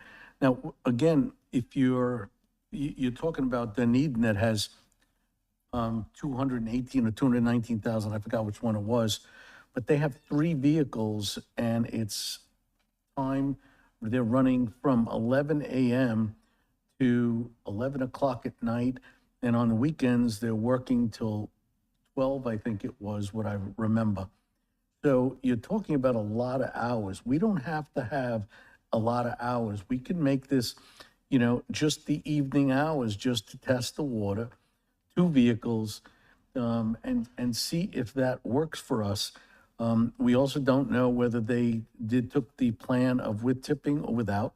We don't know if they're kicking back their advertising, because the city does get 50% of the advertising that goes on to the vehicles. So again, we don't know whether that was a kick-in or not. So again, how do you talk about what it's going to cost us without even getting a proposal? So, I mean, nobody's saying that we need to go ahead with this, but we should get at least a price and a proposal for something to see how that, then we could go into a decision to either alter it. We may want it to be more, we may want it to be less, but I would like to at least entertain it. That's all. Thank you. Thank you, Commissioner Eisner. I'm just looking to get some more numbers, bring them back and entertain the situation. I don't mind if we do a free, like a trial run. My only concern is, even with the RFP route, we're starting to come on to the busy season, and that's ideally when I wanted to see these freebies in action, sometime between November and April, it's our tourist season. So, I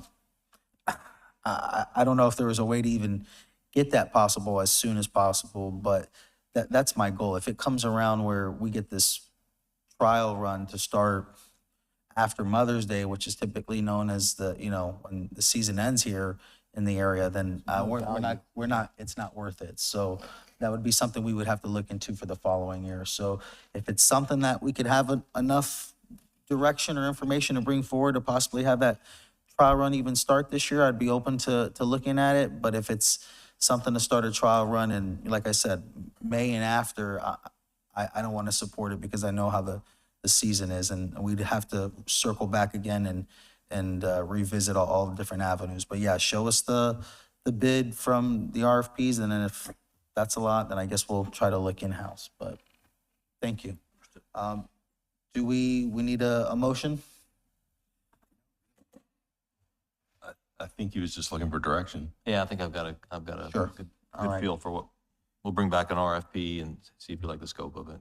All right, thank you, City Manager. Okay, on to the final item of the night, item 20, discussion of budgeted unfilled positions. And we have Vice Mayor Kulianis who will be presenting the item. Yep. I apologize that it's not on an attachment, but everyone, the commissioners all have a list of all the vacant positions. So currently there are 25 unfilled budgeted positions. They add up to, with benefits, $1,779,261. I'll make it real short. I've had conversations with the finance director and the city manager. The city manager is going to be very conservative in the filling of these positions. He's going to fill only those that are he deems essential, and that would we would leave it up to his prerogative to do that. And then we are going to the city finance director is going to monitor, again, like we discussed several meetings ago, we have our 3 forms of revenue in the city. We have city services, water and sewer, and we have sales tax, and those two he will be monitoring over the next, which would be about 6 months, to see that and to monitor the trends. Right now, sales tax is down, but not significantly. I think you had said it's about 5%. But again, it's very early in the game, given the storm forward, right? So he's going to monitor those two. And then in April, we will get the numbers from the county on our assessed values. Once we get those and we see that the trends are not, are okay, and we're not going to be in any serious deficit there. And then once we get the appraised values and we know that, we're out of the woods on that number, then we can have a sigh of relief, move forward as we normally do. If not, then I'm going to bring, if we see numbers that are not in that positive nature, then I will bring forward a motion to maybe possibly do some kind of hiring freeze to try to secure some of this extra funds for a relief in the budget. So, but for right now, there's really, I'm not recommending any action. We're just going to kind of watch it. Again, the city manager is going to do his best to keep only hiring those that he feels essential to maintain services in the city. So that's really the extent of my presentation. Thank you, Vice Mayor. Are there any public comments on this item? IT, are there any Zoom comments?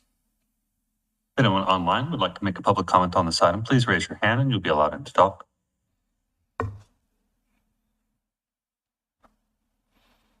And we do not have any raised hands at this time.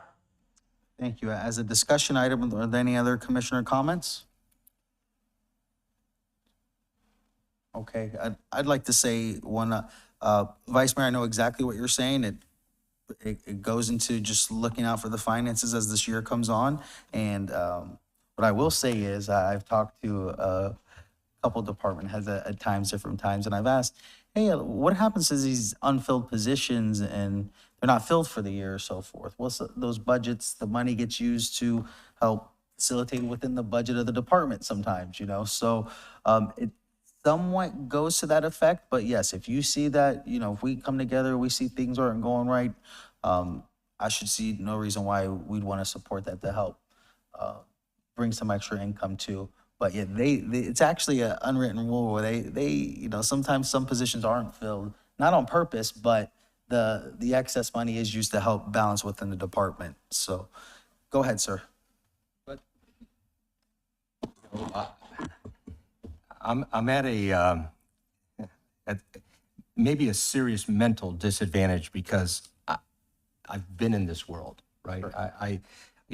I started out in my career as auditing municipalities. So that's something we don't want to have happen. We don't want, that circumvents us. When we've budgeted, let's say a department's been budgeted for $1 million, and let's say 500,000 of it is for salary, right? But they're only filling 400. And the finance director, he actually, we had this conversation. He watches it, so he doesn't let them play that game because that's a game that's played through all kinds of nonprofits and municipalities, right? Sure. They have these extra positions and they use those with really the intent. They never end up filling them all, and then they use it to push over to other areas in the budget. And we don't want that because we've approved a budget and we've approved their use of that budget. So we want them, if they go over, let's say, an equipment or something, they need to come back to us for that approval. We don't want them using and it doesn't happen here. That's why I'm saying. Finance Director Herring is way smarter than that. He doesn't let that game play. But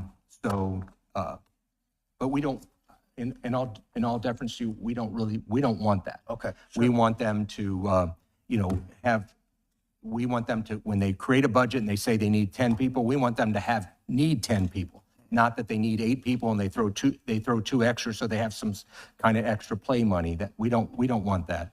So anyways, this here, again, is, this may be normal to have 25. We have 391 employees in the city. So having 25 open spots probably isn't unusual. And actually, I was actually happy that it was 25 and not 55.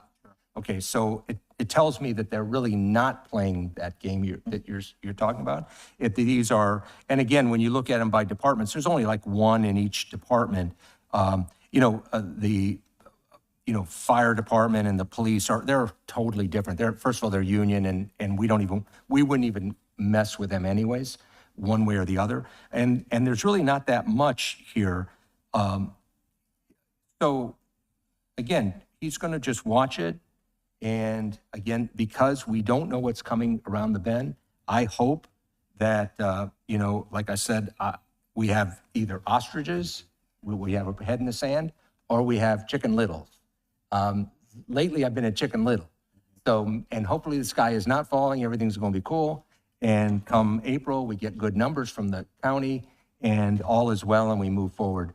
But up until that happens, I just think we should be a little conservative and responsible, and I think that's what the city manager has agreed to do, and so that's where we are here. So Perfect. Thank you, Vice Mayor. No, that makes all the sense to us, so I appreciate it. Any other comments on this item? Okay, that's the end of item 20. And with that said, this is the end of the agenda. We are now going to board and staff comments. First, we have Police Chief Jeff Young. Thank you, sir. First off, I just wanted to say what a great job the city did putting on a Christmas parade this past Saturday. Beautiful weather, and everybody out there enjoyed the day. I think it was a great day for everybody. I want to wish everybody a Merry Christmas, Happy Hanukkah, Happy Holidays, and a happy and safe New Year. This Saturday is going to be a hard day for our department and our city and our family. It's a 10-year end to watch for Officer Charlie Kondak, who was shot or murdered in line of duty here serving the city of Tarpon Springs 10 years ago, December 21st, 2014. Everybody remembers days where they were when things happened and stuff. That's one of those days that for me and my brothers and sisters in the department, as well as the Kondak family, and quite frankly, everybody in the city will remember where they were when that occurred. Everybody said, well, it won't happen here, it won't happen here. Well, it did. And, we go every day remembering Charlie, but this day, this Saturday at 6 p.m., we'll be honoring Charlie's 10-year end of watch, and we want to invite everybody out there to the service. And we'll never forget, Charlie. Love you, brother. Thank you, Chief. City Attorney, Mr. Dickman? Nothing to report. Just have a very happy holiday, everyone. Thank you, sir. City Clerk, Ms. Manousos? Just want to wish everyone a happy holiday. Everybody be safe. Thank you. And City Manager? I did want to ask the board, the last CRA meeting we had at 5 o'clock, and that seemed to work for everyone. I need to bring all those items back to you in January, so I wanted to see if that 5 o'clock works again for a CRA meeting. I think it's the 7th, January 7th. What's the date? I think it's January 7th. I personally don't like it, but if I get overridden by the commission, it is what it I is. gotta go to the gym at like 2 o'clock, but it's fine, I'll be okay. Okay, we have a number of items we're gonna bring back to you, so we can use the time rather than go later into the evening. So, other than that, just Merry Christmas, Happy Hanukkah, and Happy Safe New Year. Absolutely.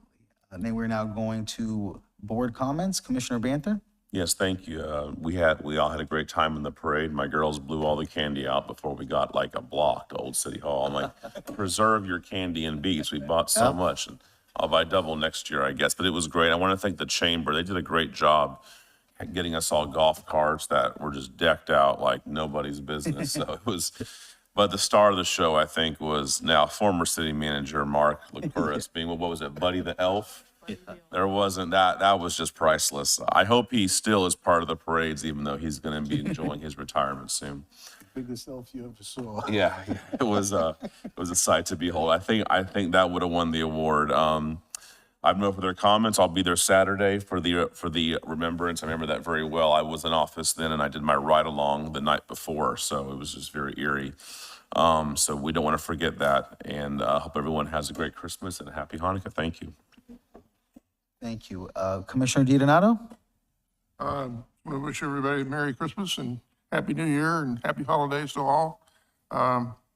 Just grateful for our town and for our staff that do such a wonderful job, and for the commission that's working hard for the city. That's all I have. Thank you, sir. Commissioner Eisner? Thank you, Mayor. I too will be there for the Charles Conduct thing. I've been there pretty much every year since. There's nothing like giving up your line, your life in the line of duty. So I salute that. I would also like to say that I enjoyed the Christmas parade as well. I probably was the only one that didn't throw candy. I'm lucky I was sitting in the golf cart. I didn't want to get out of it.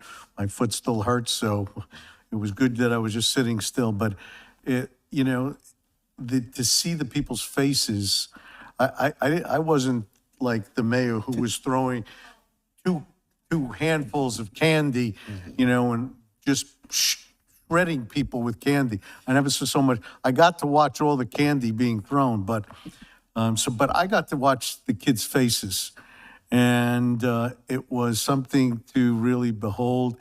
They had a blast. It was just amazing.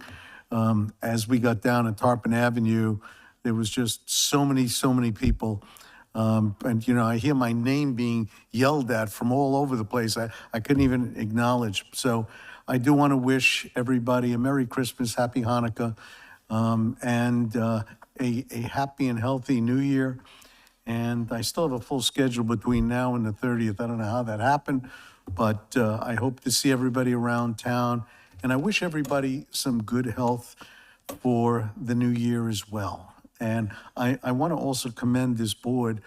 It's gelled. It's actually doing well. We don't have to agree with everything. Each of us don't have to agree, but we do get a good consensus. And I think we're moving this city in the right direction. And I'm just proud and happy to be here. So thank you. Thank you, Commissioner Eisner. Vice Mayor Polianis? I too want to wish everyone a happy Merry Christmas, Happy Hanukkah, and we're lucky one of our benefits isn't workers' comp, because I would have put a claim in for how many times the mayor hit me with candy when he was just shoveling it out. But everyone had fun, and I'm not sure who's a bigger kid, you or Mark Licouris. But speaking of Mark Licouris,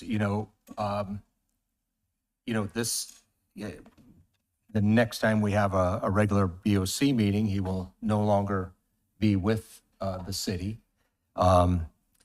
He would have been Charlie Conduct before Charlie Conduct. He was shot twice. If it wasn't for an officer, what was the officer that saved his life? I don't recall exactly. I was not working back then with Mark, but I believe it might have been Alan Panabianco. No, but I'm it was, not sure. Or Dan Beck. No, it was the Greek guy. Anyways, if, again, and we'll have our time to tell Mark how much we love him, but, he has given so much for the city, and, even till the end, he's putting on costumes and wanting to entertain people and entertain the kids. And, we're going to have an opportunity. We have rules on naming things, and unfortunately, he would have to pass before we could name, the Cops and Kids building after him. But we definitely, we should be putting a plaque up there for him. But anyways, I was just thinking about him a lot on this last meeting we have for of the year. So, but I want to wish everybody well. Thank you. Thank you, Vice Mayor. I just very thankful for this year. It's a lot has happened with this commission, and right now we are all together moving in a great direction. I've asked the city manager to possibly look into an ordinance for new businesses to be able to advertise in right-of-ways or closer to the roads for about 60 to 90 days, just to let people know that there is a new business there. So something to consider, just short-term, temporarily. But with that said, we had absolutely will be there for the memorial of Officer Conduct. He was a great guy to the community, and I can't believe we're coming on 10 years. The Christmas parade was amazing. It was so much fun. I bought a lot of candy, and I still ran out at the end, so we got to figure out something. I just need to buy more. But like Commissioner Iser said, the look on the young kids' faces and just the amount of people there was just amazing. We really are one of the best small towns in this country. The Safford House, we got the Safford House. The decorations will be up display up until after Epiphany. I will encourage everyone to go visit it. It's a very historical piece to our community, oldest house here in Tarpon Springs, and it is so well put together. Just to see all the furniture and just everything that house has to offer, it's truly special. Thanks all staff for the Christmas and holiday decorations this year. We keep getting a lot of compliments on it, and can't thank staff enough. Want to wish everyone a Merry Christmas, a Happy New Year, Happy Hanukkah, and enjoy a wonderful holiday season with your family, friends, and loved ones. It's truly one of the best times of the year. And we also have Epiphany that's coming up January 6th. The holiday season doesn't end until January 6th here in Tarpon Springs, and in what we're known as Epiphany City. So I'm looking forward to it all the festivities leading up to it. And as a reminder, do not take down your Christmas or holiday decorations until after Epiphany. That's the rule here in Tarpon Springs. So I want to thank this commission. We've done such a great job. It's been a blessing to be part of this and to be chair during this holiday season. It's been one of the greatest moments of my life. I will tell you that. It's been awesome. And so just thank you all and thank this board for working together. And we got a lot of good things ahead. So with that said, this concludes the regular session meeting adjourned at 9:08 p.m. Before everybody leaves, have you signed the ordinances and resolutions? Yeah, we need some things signed. Oh, yeah, I'm not going anywhere.